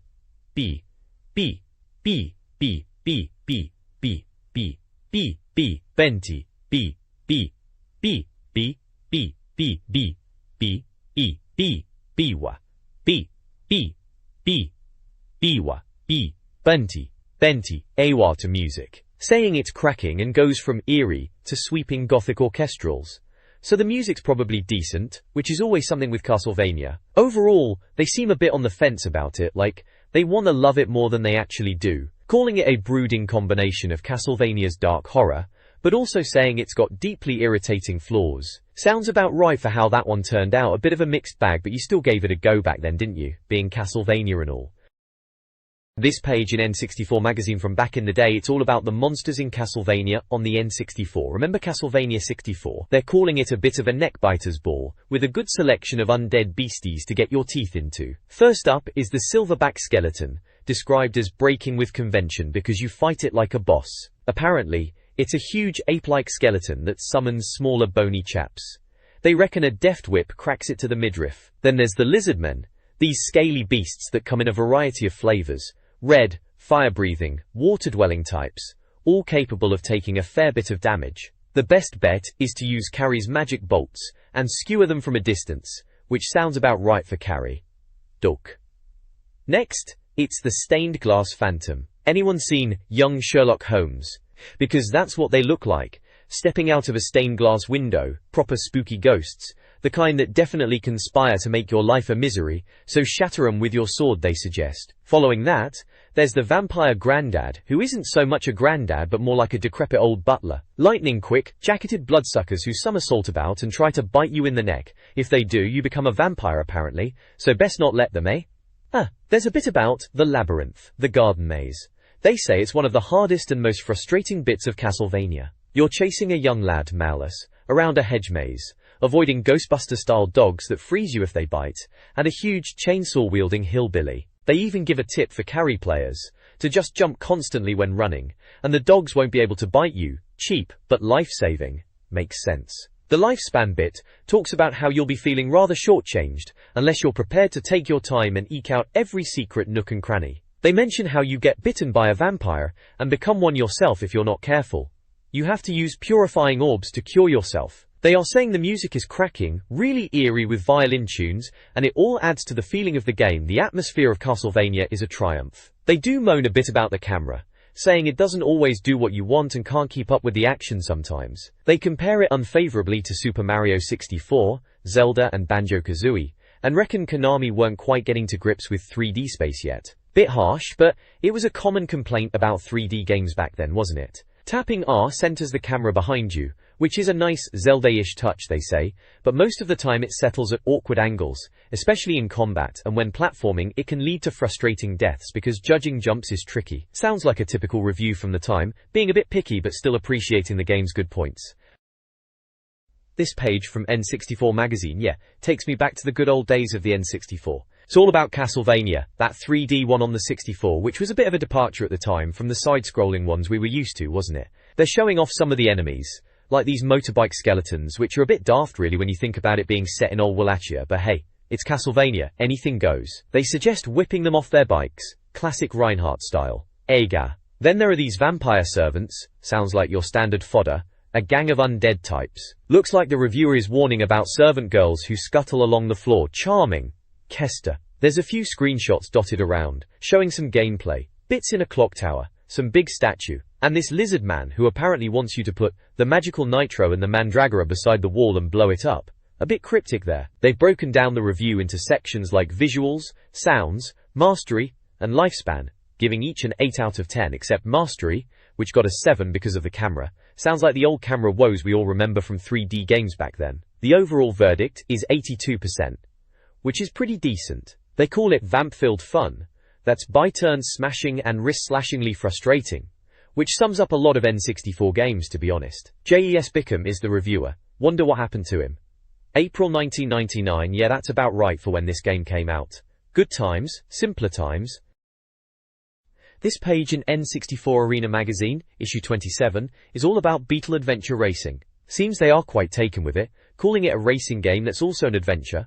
Which sounds a bit much, to be honest, but there you go. They're saying it's one of these American wacky races, like Rush 2, Top Gear Overdrive, and Cruisin' World. Apparently this one is different because it's got adventure in it, whatever that truly means for a racing game. They reckon the courses are packed with shortcuts and different routes, some helpful, others just for a bit of sightseeing. Looking at the screenshots, there's a sandy desert course with shortcuts, a tunnel that might be Monaco-ish, and a city track that they say is bewilderingly huge. Another shot shows a snowy course, saying power slides are doable if you've got the patience. One of the captions even jokes that if realism is what you're after, you're in the wrong place, which is fair enough for a game with Beetles racing about.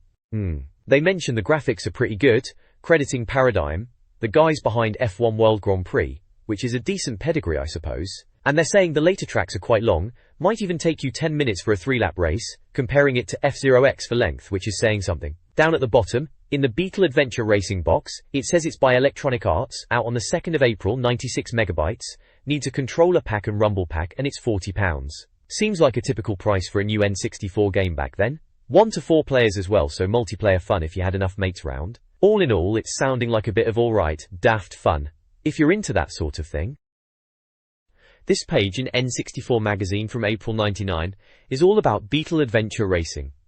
Right in the middle, splashed across the page in huge letters is Venture, and underneath it goes on about the game being a thrill, with towering pillars and eerie shadows, especially in the desert level with pyramids. They mention the shortcuts are tricky and can cost you places, but the game handles in a solid American fashion, though thankfully not as spongy as those Rush games. Apparently you can slide around corners once you've unlocked them, and most courses are wide open roads. It sounds like when you crash your car just sort of pushes against things, rather than proper damage, which is a bit of a letdown maybe. Mwah. There are 2 main articles highlighted. One is Battle of the Bugs, which is a 4-player mode where you collect different coloured ladybirds. Sounds a bit bonkers, like Mario Kart but with beetles and ladybirds, and they reckon it's a bit too sluggish, making it take ages to finish a multiplayer game. Kaboo. The other article is Box Clever, which talks about finding hidden crates scattered around the adventure racing world. Apparently the ones by the side roads are worth points, and the really hidden ones are worth even more, up to 10. If you collect enough you get bonuses. They say it's a fine idea, but you have to explore every route to get a top score, making it pretty difficult. There's a Buddy L tip about the L button being your best friend if you fall off the track. Tapping it will magically transport you back, but you lose a bit of speed. Handy if you're a bit rubbish like I probably was back then. The Binju. Down the side, there are little boxes reviewing different aspects. Visuals get a 7 out of 10, saying they are mighty impressive, but docked a point for black borders around the screen. Typical N64, filling the screen with black bars, eh? Sounds get a 7 too. Car noises, music and an American commentator, par for the course. Mastery also gets a 7, saying there's very little pop-up and it handles robustly. Lifespan gets an 8, only 6 courses but huge, apparently taking a long time to see everything. The verdict at the bottom gives it 81%, saying it's the racing equivalent of a shoot-'em-up, fast and immediate and something you'll keep coming back to now and then. Sounds like a decent enough racer for the N64, maybe worth a rent from Blockbuster back in the day. This page in N64 Magazine is all about Monaco World Grand Prix, remember that one? From Ubisoft. Looks like it got a pretty low score, only half a star, ouch. Apparently last issue they previewed it and said it looked considerably less than lovely, which isn't exactly a ringing endorsement, is it? Anyway, they're trying to help you get the most out of it with a do-it-yourself guide to car setup. Bit of a deep dive for a racing game back then, explaining gears, wings and fuel. They're going on about tweaking gear ratios for acceleration or top speed, messing with wing angles for grip and downforce. Or James likes to overcooking it, cheeky. And even fuel load, saying less fuel makes you lighter and faster. Seems like they're trying to make it sound like a proper racing simulator, even if it didn't look that great in the first place. £40 for this back then, you'd hope it was a bit more impressive than half a star, wouldn't you? Still, fair play for giving you the inside track on how to tune your car, even if the game itself wasn't a winner. This page features a look at Monaco Grand Prix Racing Simulation 2, or MGPRS2 as they're calling it, for the N64. Bit of a mouthful, innit? They're saying it's a tough game, especially the Monaco track itself, which, to be fair, Monaco always is a pig to drive, even in games back then. They're showing off a few screenshots, graphics look alright for the time, though they are joking about ghost hands in one of the views. The review seems pretty positive, mentioning it got a 93% score, which is rather high, and they're comparing it to other races on the system like F0X and V-Rally 99, saying it's a more realistic type of driving compared to those futuristic or off-road games. They're even saying it's a massive improvement over that old F1 World Grand Prix, and definitely better than Pole Position 64, which wasn't exactly setting the world on fire. There's also a bit about brake settings in the game, talking about adjusting front and rear balance, which was quite a fancy thing for a console racer back then if you were into your car setups and that. Overall, it sounds like they're quite impressed with this Monaco game from Ubisoft, saying it's a decent racer if you fancy something a bit more serious. This page in N64 Arena magazine from back in the day, issue 27 it says there, is doing a two-of-a-kind feature, comparing Monaco Grand Prix and F1 World Grand Prix on the N64. Bit of a head-to-head, eh? Under tracks, they're saying both games have real-life tracks, which was always good for authenticity. Monaco's got 16 tracks, and F1 World Grand Prix has 17. Not a massive difference really. Apparently Monaco's tracks have rounder corners, which is deemed nice. They've got screenshots of track selections in both games, showing circuits like Nürburgring in Great Britain. Then, names section is all about licenses basically. They're having a chuckle about using real driver names. F1 World Grand Prix uses the proper names, as you'd expect. They mention David Coulthard, and M. Colliart, and N. Humiger, which is a bit of a dig at Monaco for not having the real driver names, having to make do with fake ones. There's a close-up on driver selections showing D. Mill, who I guess is supposed to be Damon Hill, and then someone who looks a bit like David Coulthard in F1 World Grand Prix. They even have a comment about David Coulthard's head looking a bit square, bit cheeky, and multiplayer-wise, they reckon Monaco is more fun for head-to-head play. It's described as more nippier. And crucially, which one is fun, eh?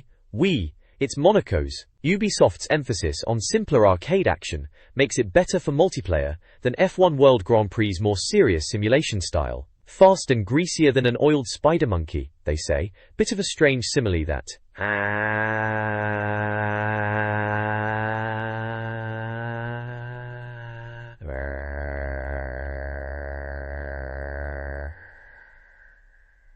Finally, Monaco itself in more detail. They reckon it's a good test of a Formula 1 game, especially the Monaco track, with its tunnel and that corner. F1 World Grand Prix is supposedly so realistic driving around feels as difficult as real life, while Monaco's tunnel is top-notch apparently. Screenshot shows some in-game Monaco action with M. Hakkinen racing, and they comment on the tunnel and the game song with Hanga. They also mention the setup system in Monaco is idiot-proof and easy to use, letting you play as deeply or simply as you want, which sounds pretty good for the time. They conclude Monaco is a fair indication of a good Formula 1 game overall, praising its simple arcade style and ease of use, making it enjoyable even if it's lightweight fun. Good for a quick blast with mates, they're saying.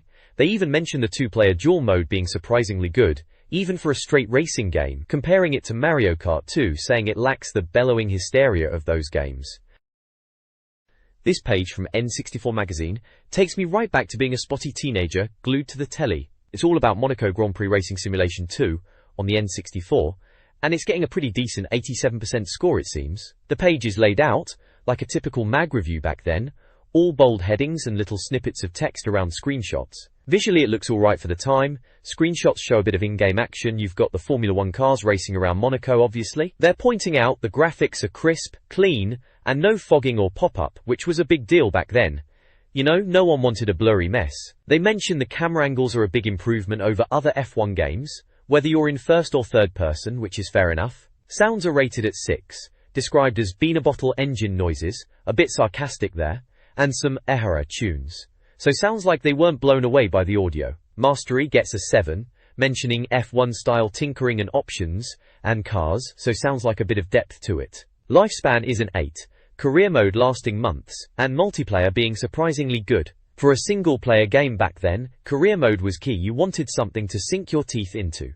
Lancer Hasmel. There are little speech bubble captions next to screenshots. One saying, "You're stuck with the color of that car. Shame that. Bit cheeky." Another one mentions James pretending to drive one of these, probably an in-joke.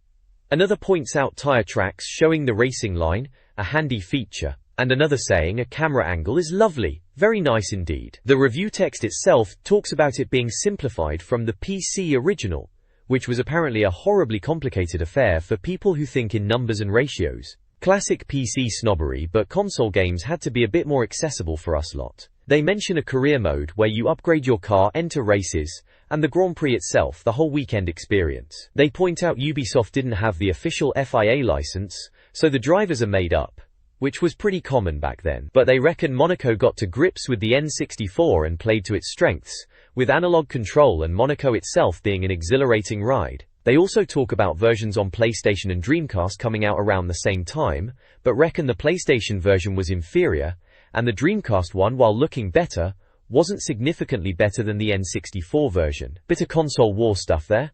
Verdict is fast, furious racing fun. So overall, a solid racer on the N64, maybe not groundbreaking, but a good effort and a decent score from the magazine. Takes me back to arguing with my mates about whether this was better than F1 World Grand Prix on the 64. Good times.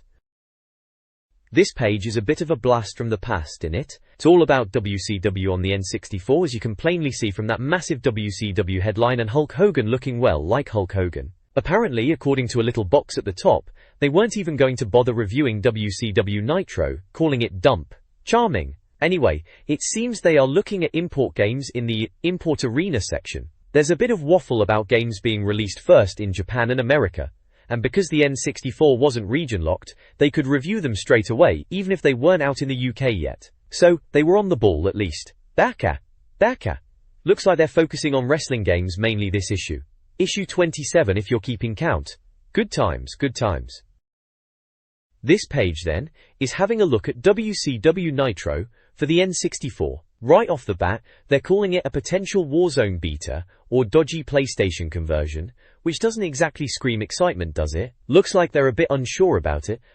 There's a little table showing it's out now in the US, coming in spring over here, costs about $50, which is about 35 quid, and you'll need a controller pack. They've got a section called Pump, more like, complaining that it's a bit minimalist and doesn't have the usual wrestling razzmatazz. Apparently you get a quick pan of the ring before a fight and then straight into it.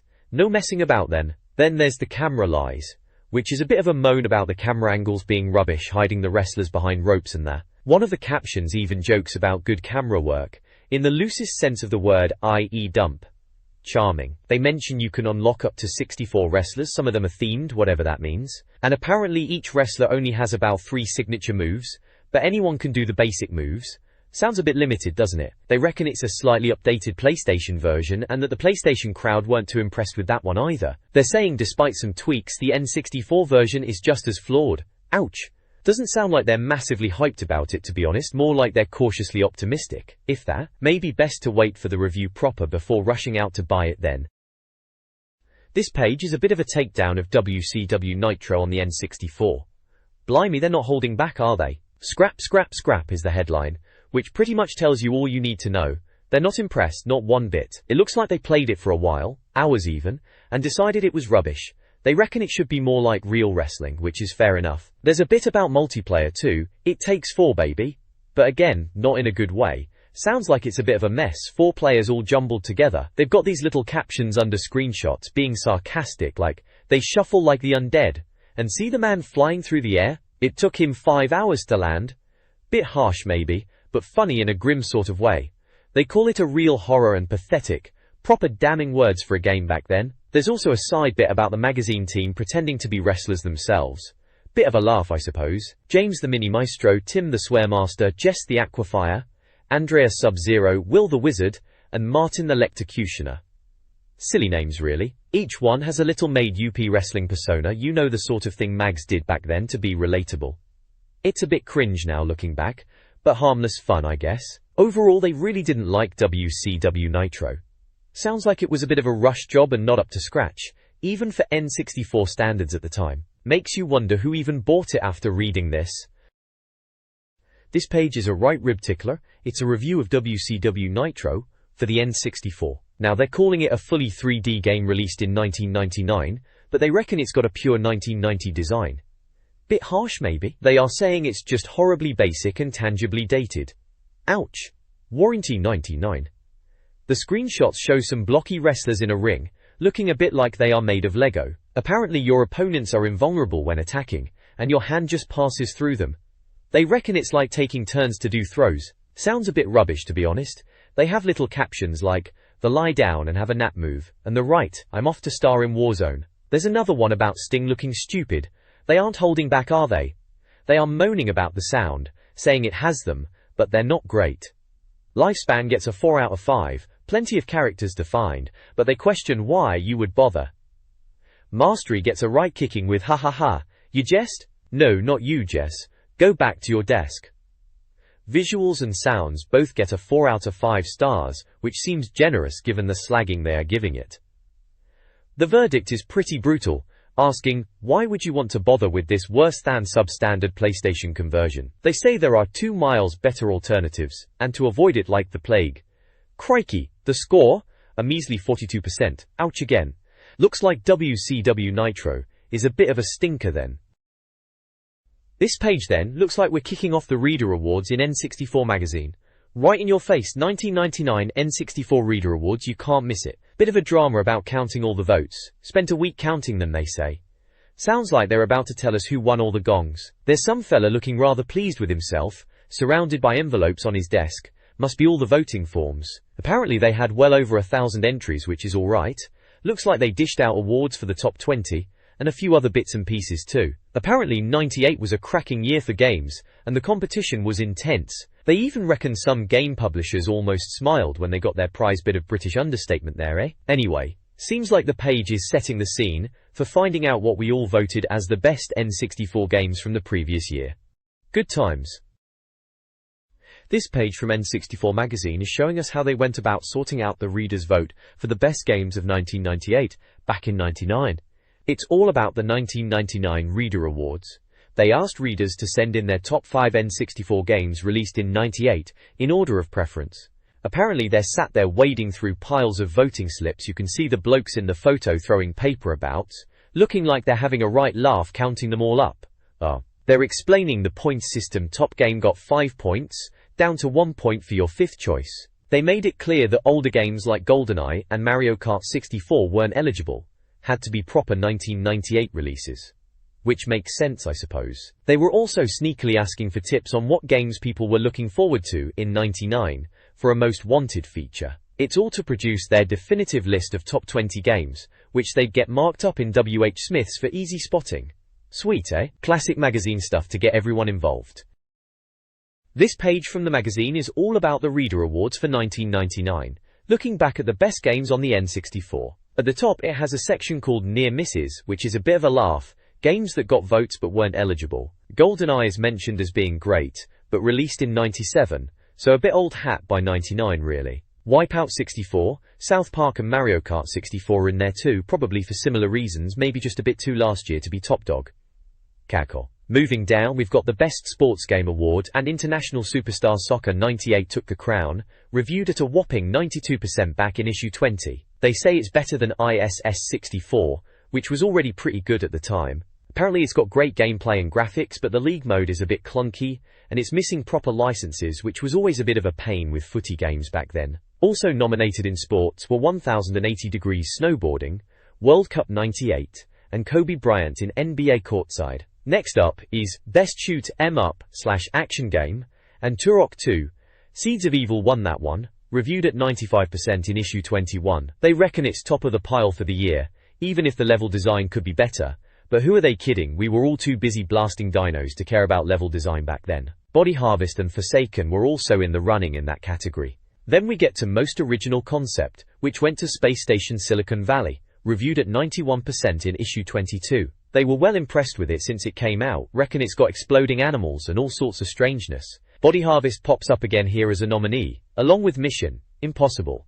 Right at the bottom there's a section called Whoops, listing the lowest scoring games of the year. Jeopardy got a dismal 9%, Aero Gouge 10%, Pachinko World 12%, Off-Road Challenge 21%, and Bomberman B-Daman Battle Phoenix 64 limped in with 23%. Probably games best forgotten, really. This page from an old N64 mag, must be from around April 99 by the looks of it, is all about the Reader Awards for the best games of 98. Classic stuff, really. It kicks off with the Best Beat-em-up/Fighting Game Award, and WCW/N Metang WO Revenge takes the crown. Remember that one? Proper wrestling game, wasn't it? They say it won because of the variety of wrestlers. Fair enough, it had loads. WWF Warzone and Fighter's Destiny were also nominated. Warzone got a decent 85% back in issue 19, and Fighter's Destiny sounds like it was someone's Tekken according to the review in issue 13, whatever that means, probably a bit quirky. Then it's on to Best Platform Game, and no surprises here, Banjo-Kazooie walked it, didn't it? 92% in issue 18, they reckoned it was better looking than Mario 64. Bit of a bold statement that. Even if it was a great game, it was a rare game after all. Glover, Yoshi's Story, and Silicon Valley were also in the running. Glover was nominated for being a bit different, Yoshi's Story apparently was a bit divisive but still good, and Silicon Valley, well, they said it proved platform games could be more than just jumping. Sounds a bit pretentious for a platformer if you ask me, but there you go. Dauk. Racing games next, and F1 World Grand Prix was the winner. 93% in issue 20, sounds like they were properly impressed, calling it the finest F1 game ever. High praise indeed. F-Zero X and V-Rally got nods too. F-Zero X 91% in issue 22, they call it stripped down and fast, which is about right. V-Rally, also 90% in issue 22, was apparently a PlayStation port, but still good for driving fans. Lastly, there's a bit called Phew, What a Scorer, listing the top scores from 98.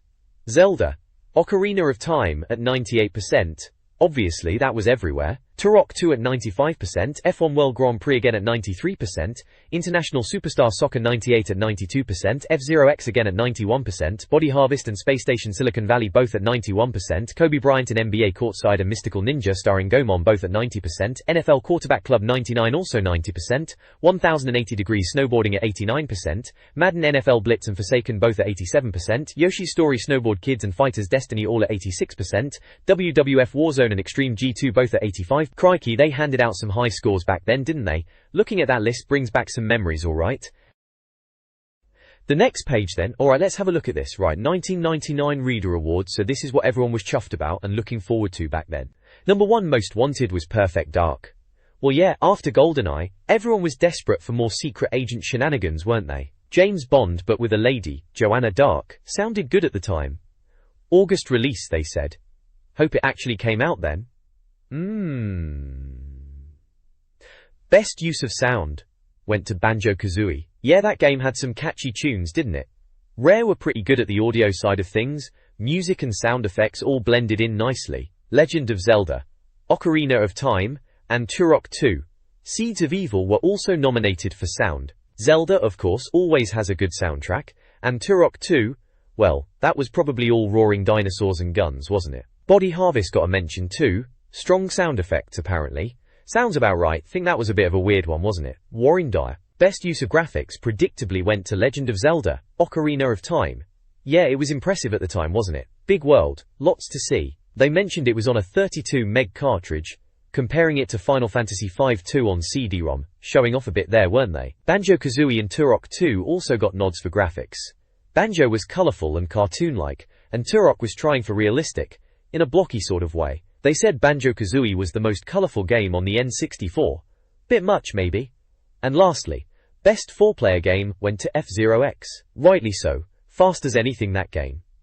A proper antidote to Mario Kart, they said, for people who thought Mario Kart was too tame. Mad, frantic racing, loads of players. International Superstar Soccer 98, Snowboard Kids, and WCW/NWO Revenge were also up for it. Football games are always good for a laugh with mates. Snowboard Kids, ah yeah, that was a bit quirky, wasn't it? And WCW/NWO Revenge, wrestling, always good for a rumble with your mates. They said the 4-player ports on the front of the machine weren't just for show. Good point, actually. Making a decent 4-player game takes time, apparently. Well, yeah, probably does. Right then, that's that page done. This page from an old N64 mag must be for around April 99, looking at the date at the bottom. It's all about the Reader Awards for 98, and no surprises really, Zelda. Ocarina of Time took the top spot for Game of the Year. They're saying it was a close vote, which I doubt.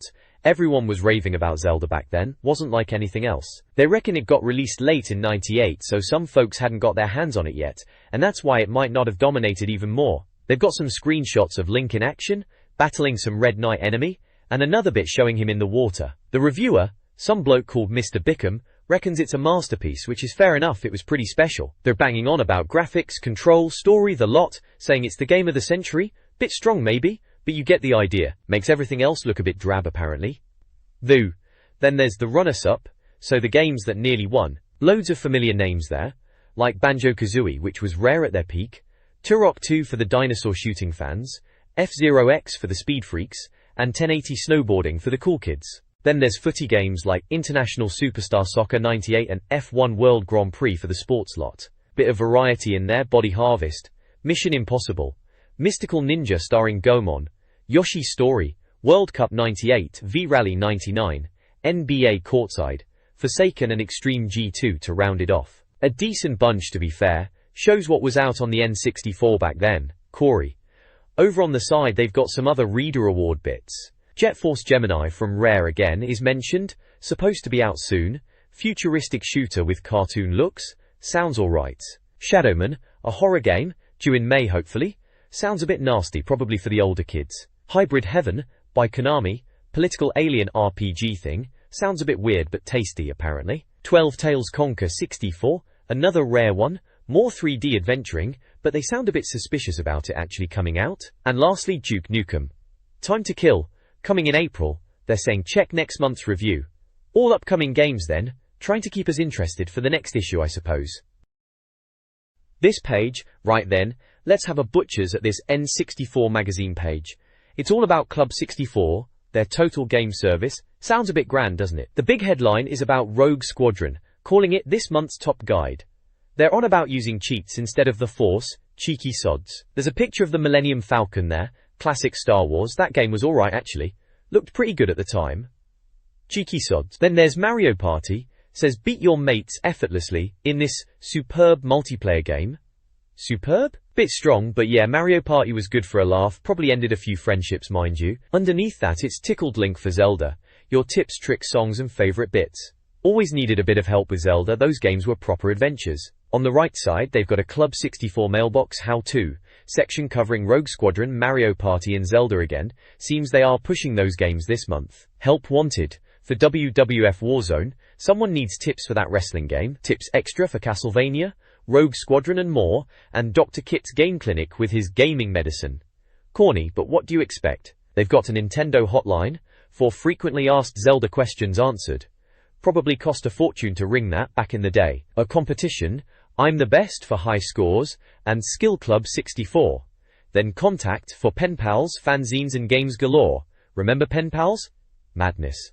Directory for every N64 game, reviewed and rated, and back issues and subscriptions. Right at the bottom there's the N64 magazine cover for April 1999. Christ, 1999, where did that go? This page of Club 64 mailbox in issue 27 looks like a typical letters page back in the day, where readers shared their thoughts and sometimes a bit of nonsense about the N64. The star letter this month is from a Michael Kebblewhite in Surrey, who's come up with a brilliant subgame idea for Zelda, Ocarina of Time, called Revenge. It involves riding a pony in Lon Lon Ranch and shooting cuckoos with arrows. He reckons you get points for hitting them. The editor, Ed, seems to humour him, saying they didn't think you could ever escape the Revenge Squad. Bit silly really, but I guess that's the point of a letters page. Then there's a section called Crashes about Turok. 2 problems. Richard Davies in Rockingham is having crashes after playing for a couple of hours, with and without the expansion pack. Ed suggests it might be overheating, and to try playing with the expansion port cover removed. Standard tech support advice from a magazine, eh? Another letter called Footage from Andrew Parkinson in Burnley wonders if he's the only one who remembers Zelda 64 footage from Space World 96, with Link fighting a silver guard. He wants pictures to prove he's sane. Ed just says, "Here you go then," with a screenshot. I vaguely remember seeing something like that, probably blown up in Edge magazine at the time.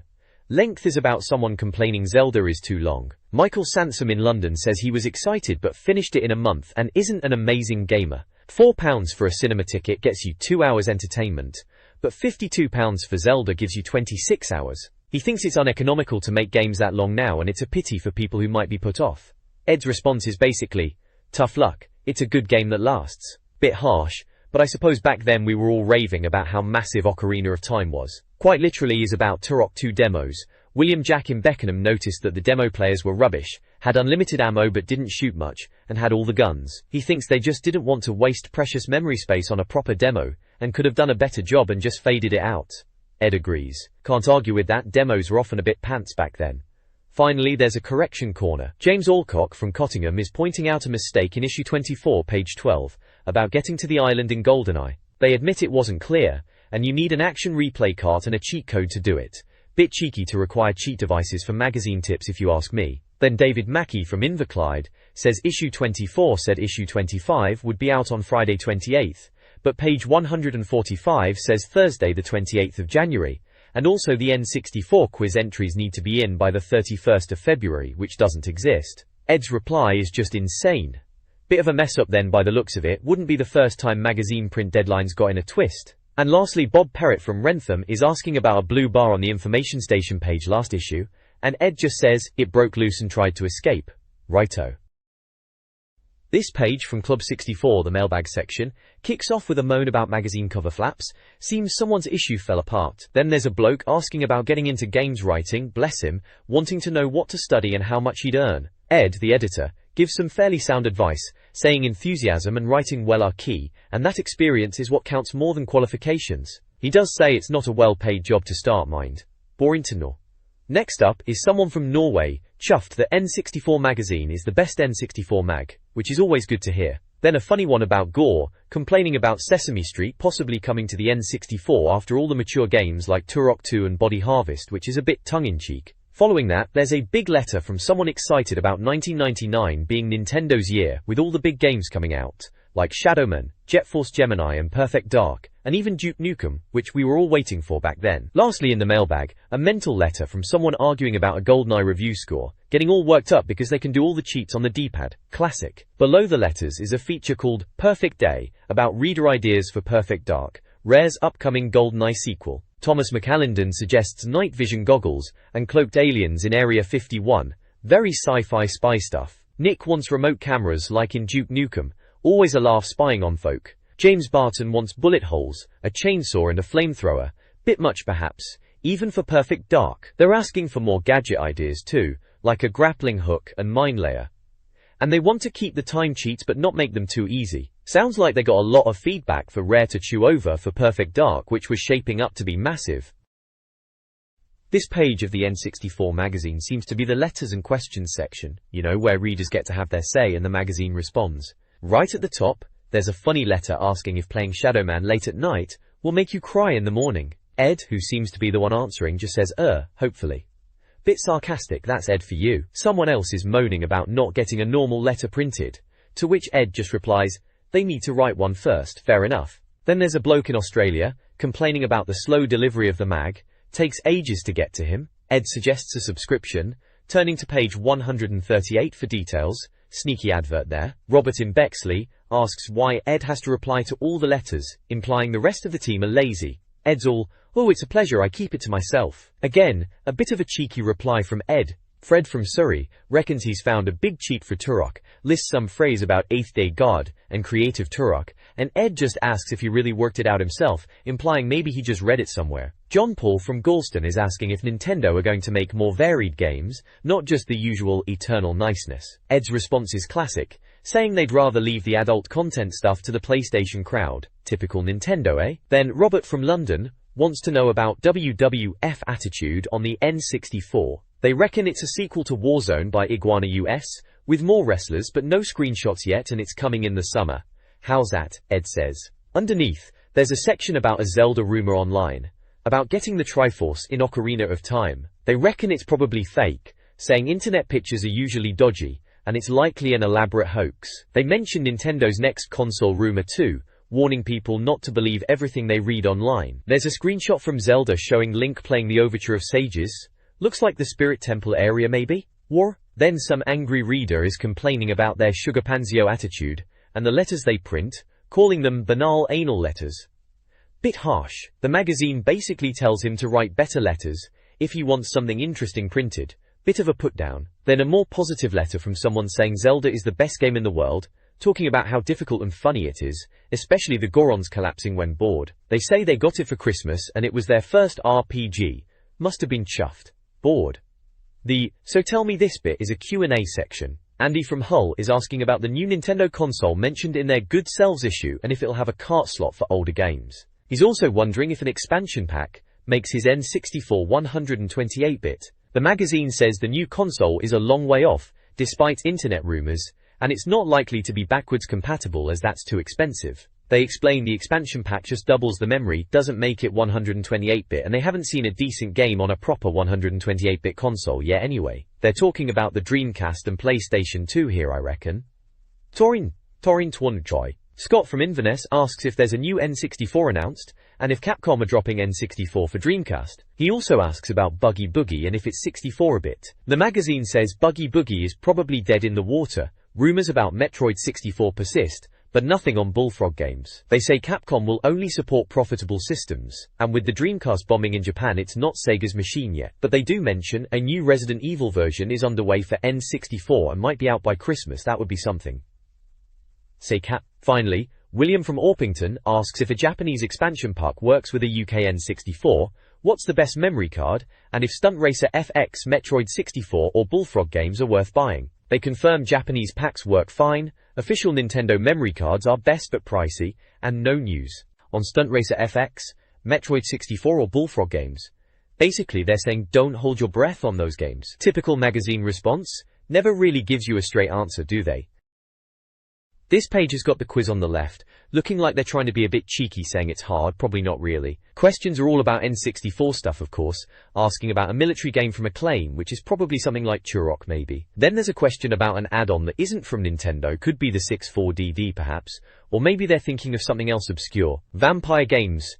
Could be loads of things on the N64 if you really stretch the definition. Mario Party character count is a bit of a nerdy one, and Monaco Grand Prix City is just general knowledge really. They want to know the third most popular game of 98, bit random, and then a question about Jess Bickham, who was probably some staff member at the time, asking if they're hairy or scary, bit daft. Flying Dragon's original name is another deep cut for the fans, and they're asking about someone leaving the mag and their man in Tokyo. Seems like the usual mix of game trivia and in-joke stuff mags like this were full of.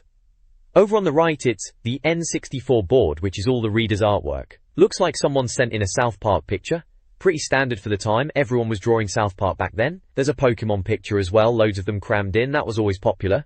Someone's done Zelda art. Link holding his sword, can't go wrong with a bit of Zelda. And a Bigoron, bit of an odd choice, but there you go. Oh, and a Yoshi's Story one too, with Yoshi and some Shy Guys.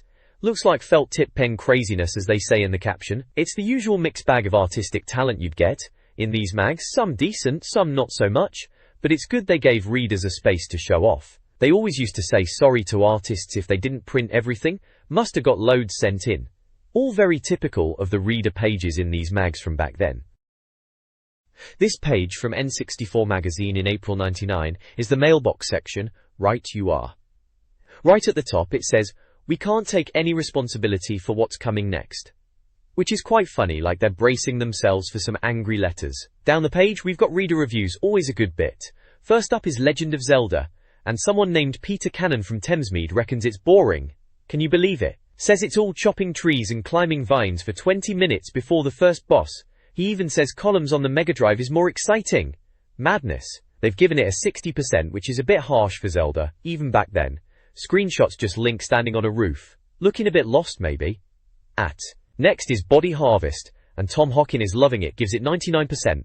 Says it's amazing, loves the vehicles and explosions. Screenshot shows some sort of alien spider thing, and a bloke with a gun.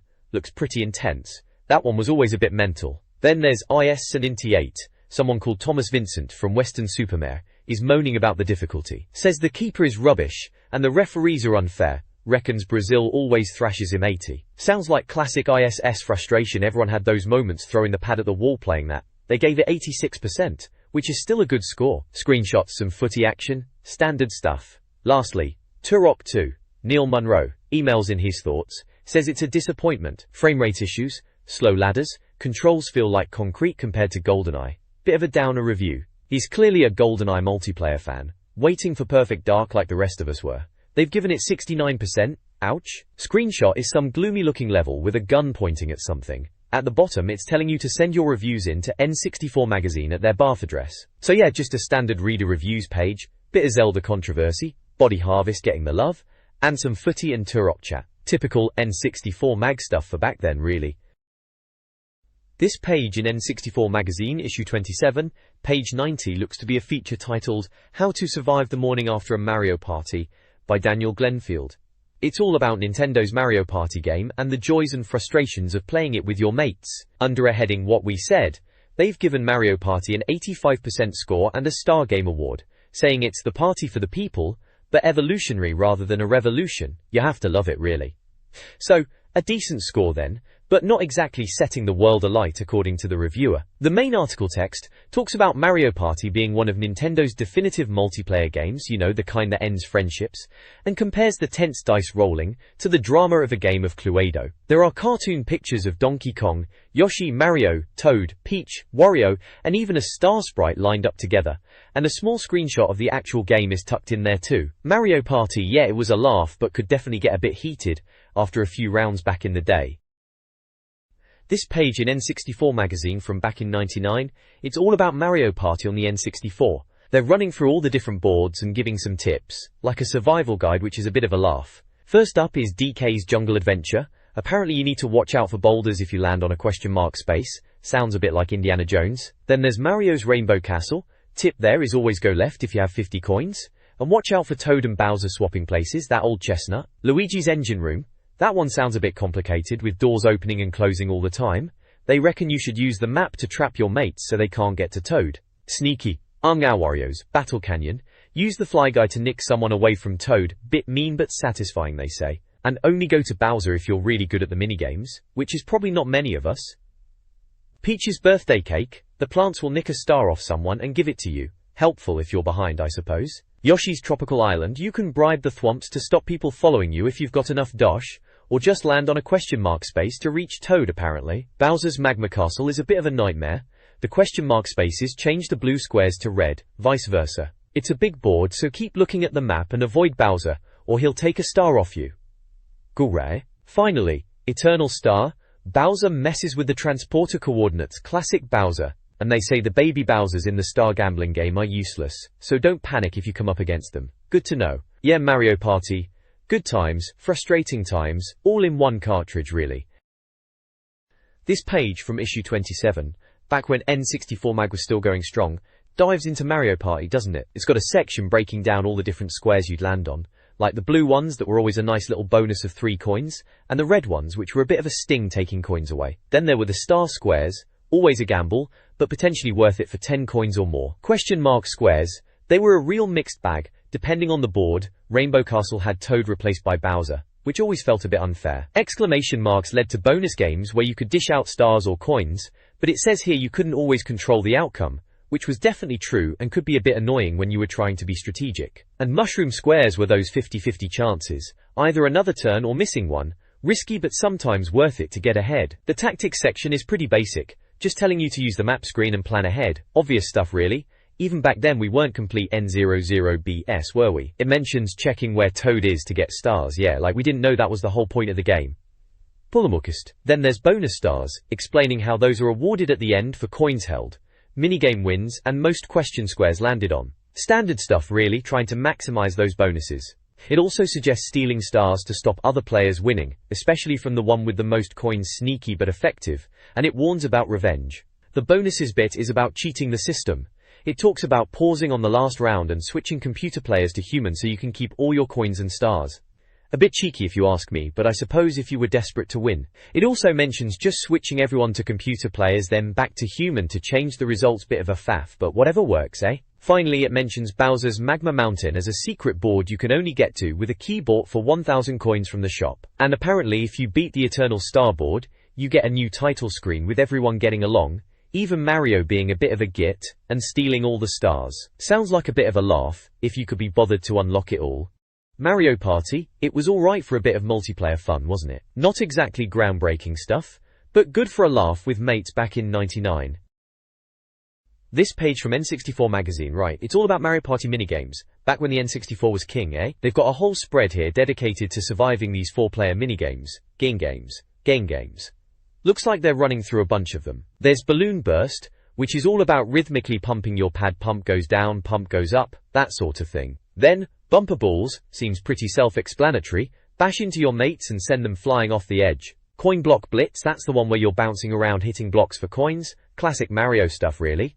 Hot Rope Jump Skipping Rope, but apparently manly now. Crazy Cutter is about staying close to a line, and they're saying going outside the line is worse than cutting in. Which is a bit odd, isn't it? Grab Bag, sounds like you can nick coins off other players by pushing them against the screen, bit cheeky. Running of the Bulb is a team effort game with ghosts and a light bulb, seems like you gotta stick together to survive the boss. And finally, Keep Away, looks like a key passing game with spiked Bowsers to dodge naturally. There are little screenshots of all these games dotted around to give you an idea. At the bottom they've got this Eternal Star board thing, which is the last stage if you collect loads of stars, 100 of them in fact. Good luck with that, eh? Then there's Bumper Ball Maze 1, 2 and 3, unlockable mazes apparently, by doing well in other minigames of course. Over on the right, under I'm the Best, they're talking about record times for Mario Party. Apparently there are a few games you'll want to replay if you're a proper tryhard. Bobsled Run in 1 minute 1 and a bit seconds, Handcart Havoc in 35 seconds and Mecha Fly Guy in just over 5 seconds. They reckon you might be breaking records if you're hitting these times, and that buying games to practice is well worth the extortionate amount of money the shopkeeper is asking. Bit sarcastic there, aren't they? Good luck beating those times, I say. This page is a look at Rogue Squadron from issue 27 of N64 Magazine. The main headline is, How to Crush the Empire in Rogue Squadron. It's all very shouty in bright red and orange lettering, typical of the time. There's a picture of the Death Star and the Millennium Falcon. Proper Star Wars stuff. Bright rogues. They've got a What We Said box, which is quite funny, looking back. Seems like they reviewed Rogue Squadron back in issue 25, and thought it was a tremendously fun, beautifully varied slice of Lucas-inspired mirth. Mirth! Bit posh for a game review, eh? And they gave it 85%, which was a solid score back then, I suppose. The article itself talks about how Rogue Squadron is possibly the greatest Star Wars game on a console, and gives you the chance to do all the things you'd dreamt of, like flying through the legs of an AT-AT. Proper bucket list stuff for a Star Wars fan. They mention blowing up Imperial bases and avoiding laser fire, and then it goes on a bit about some frustrating missions and crashing your X-doubling. They even compare it to Pilot Wings with a Star Wars theme, which is a bit of a stretch, but I get what they're saying. It ends with a bit of a cheesy line about the Force being with you, and apologizes for something, maybe for the difficulty? Who knows? Oh, and there's a quote from Daniel Glenfield saying, "Use the Force we said, but it was no good. Tim just couldn't get the lid off the jar." What that's about, I've no idea, probably some in-joke from The Office. Classic magazine stuff really. This page is all about getting you through Star Wars. Rogue Squadron on the N64 looks like a guide from one of the magazines back in the day. It starts off with a rundown of the different spaceships you can pilot, like the classic XW-wing, the nippy AW-wing, and even the speeder for ground missions, the YW-wing, and the VW-wing, giving you a quick lowdown on each one and what they are good for. Then it jumps into mission guides, starting with Ambush at Mos Eisley.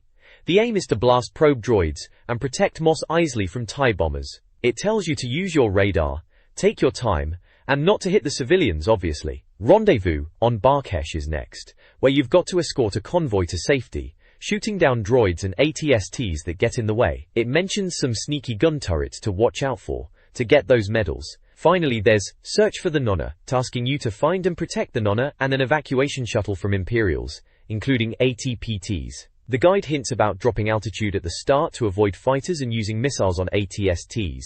All fairly standard stuff for Rogue Squadron really. Each mission bit has a little screenshot showing the action. Proper N64 era graphics.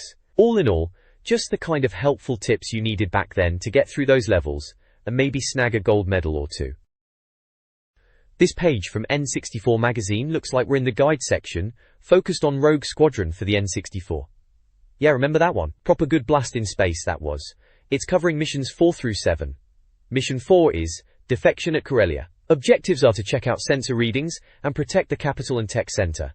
The guide says use the radar to find some probe droids, then take out some TIE bombers. Apparently you can use the tow cable to bring down an AT-AT, which is always a laugh, isn't it? They reckon you need to get a load of kills for a silver or gold medal.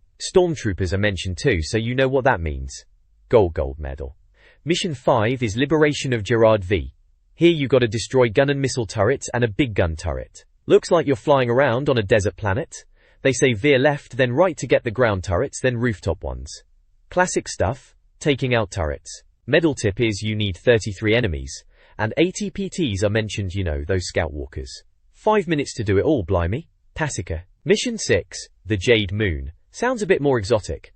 Objectives are to destroy a shield generator and protect Madine's troops while destroying the base. Night mission this time, judging by the screenshot. Raise altitude, take out ATPTs, then the shield generator, standard procedure. They mention missile launchers again, and to watch out for TIEs, especially bombers. Medal tip is to hit the small buildings around the base to get a better accuracy rating. Good to know. Tay. Mission 7, Imperial Construction Yards. Seems to be factory-based. Take out scanners, ATST and ATAT factories are the objectives. Eliminate scanners, then factories. They say use the tow cable on the AT. ATs again, always good fun that. Head for the rocket launcher, take out emplacements and the large factory building. Then fly away and find the second factory.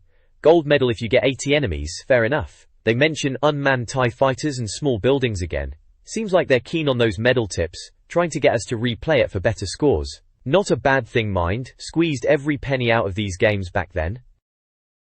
This page from Club 64 is all about getting through a few tricky bits in Star Wars. Rogue Squadron on the N64, remember that one? Right, so it's a guide to missions 8, 9, 10 and 11. First up, Mission 8, Assault on Kill 2. Sounds dramatic. Basically, you need to take out the sensor array, spaceport, and garrisons. The guide suggests sticking to the right and bombing the main bits of the spaceport first, then tidy up with lasers and ion cannon. Apparently time is of the essence if you want a medal on this one, so no hanging about. Next is Mission 9, Rescue on Kessel, which is about disabling a train and saving Wedge. Classic Wedge. They reckon to use your ion cannon on the train and tap the C buttons like mad.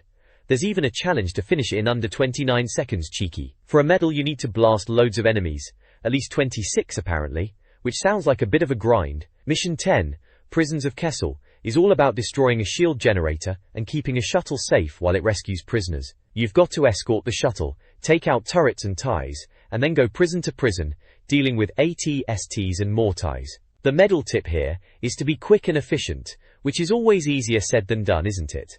Finally, Mission 11, Battle Above Talarayan. This one's about blowing up gas containers but avoiding civilian casualties. Tricky. Apparently only shoot the white containers, as the others are the good guys. You can mostly ignore the TIE fighters, which is a bit of a relief, but the gun emplacements are tougher than usual. Medal-wise, don't take too long and try to get 80 hits for a silver medal. Sounds like a bit of a button masher to me. Gasser. So yeah, that's the gist of it. Handy if you were stuck on Rogue Squadron back in the day. Probably still good advice now if you fancy dusting off the old N64. The next page here is from N64 Magazine, issue 27, and it's all about getting through some of the tougher bits in Star Wars. Rogue Squadron. Remember that one? Proper solid game on the N64 that was. Felt like you were actually in the films, even if the graphics were a bit blocky by today's standards. This page is a how-to guide for missions 12 through 15. Mission 12 is called Escape from Fest. The objectives are to find and free captured ATPTs, and then escort them to the landing zone. Apparently you need to turn hard right at the start and blast a generator and some turrets. They suggest using the tow cable on an AT-AT to give commandos some breathing space, which sounds like a bit of a faff if you ask me, but maybe that's the challenge. For a gold medal, it says you need to destroy 65 targets in under 6.5 minutes. Good luck with that, sounds like a right pain. Then there's Mission 13, Blockade on Chandrila. This one's about protecting a supply train and the city from TIE fighters. The How to Do It section mentions constantly attacking TIEs and dealing with shuttle groups and chicken walkers, which I presume are ATSTs. For the gold medal here you need 35 kills, so it's all about blasting as many TIEs as possible at the start. Sounds straightforward enough, as long as you can keep the skies clear. Mission 14 is Raid on Sullust, and the objectives are to destroy transmitters and a capacitor. This looks like a proper fast-paced one. They say it's a true hit-and-run affair. Keep full speed and blast gun turrets and missile launchers first, before going for the transmitters. Apparently you can find seeker torpedoes if you need them, which is handy. Gold medal here is about accuracy, needing 75% shot accuracy. Tricky, but achievable maybe. Finally, Mission 15 is Moff Seardan's Revenge. Objectives are to protect Bacta containers, avoid civilian casualties, destroy all Imperial bunkers, fighters and bombers, and then locate and destroy Moff Seardan himself. This sounds like a right proper boss battle at the end. They suggest bombing a bunker at the start to get seeker cluster bombs, and to take out gun and missile turrets. When Moff Seardan's ship shows up, you need to go straight for him, with blasters and missiles.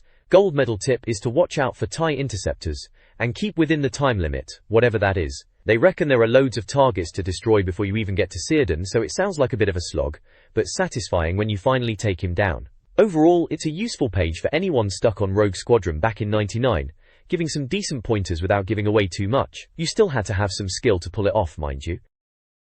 This page of Club 64 in N64 Mag is all about getting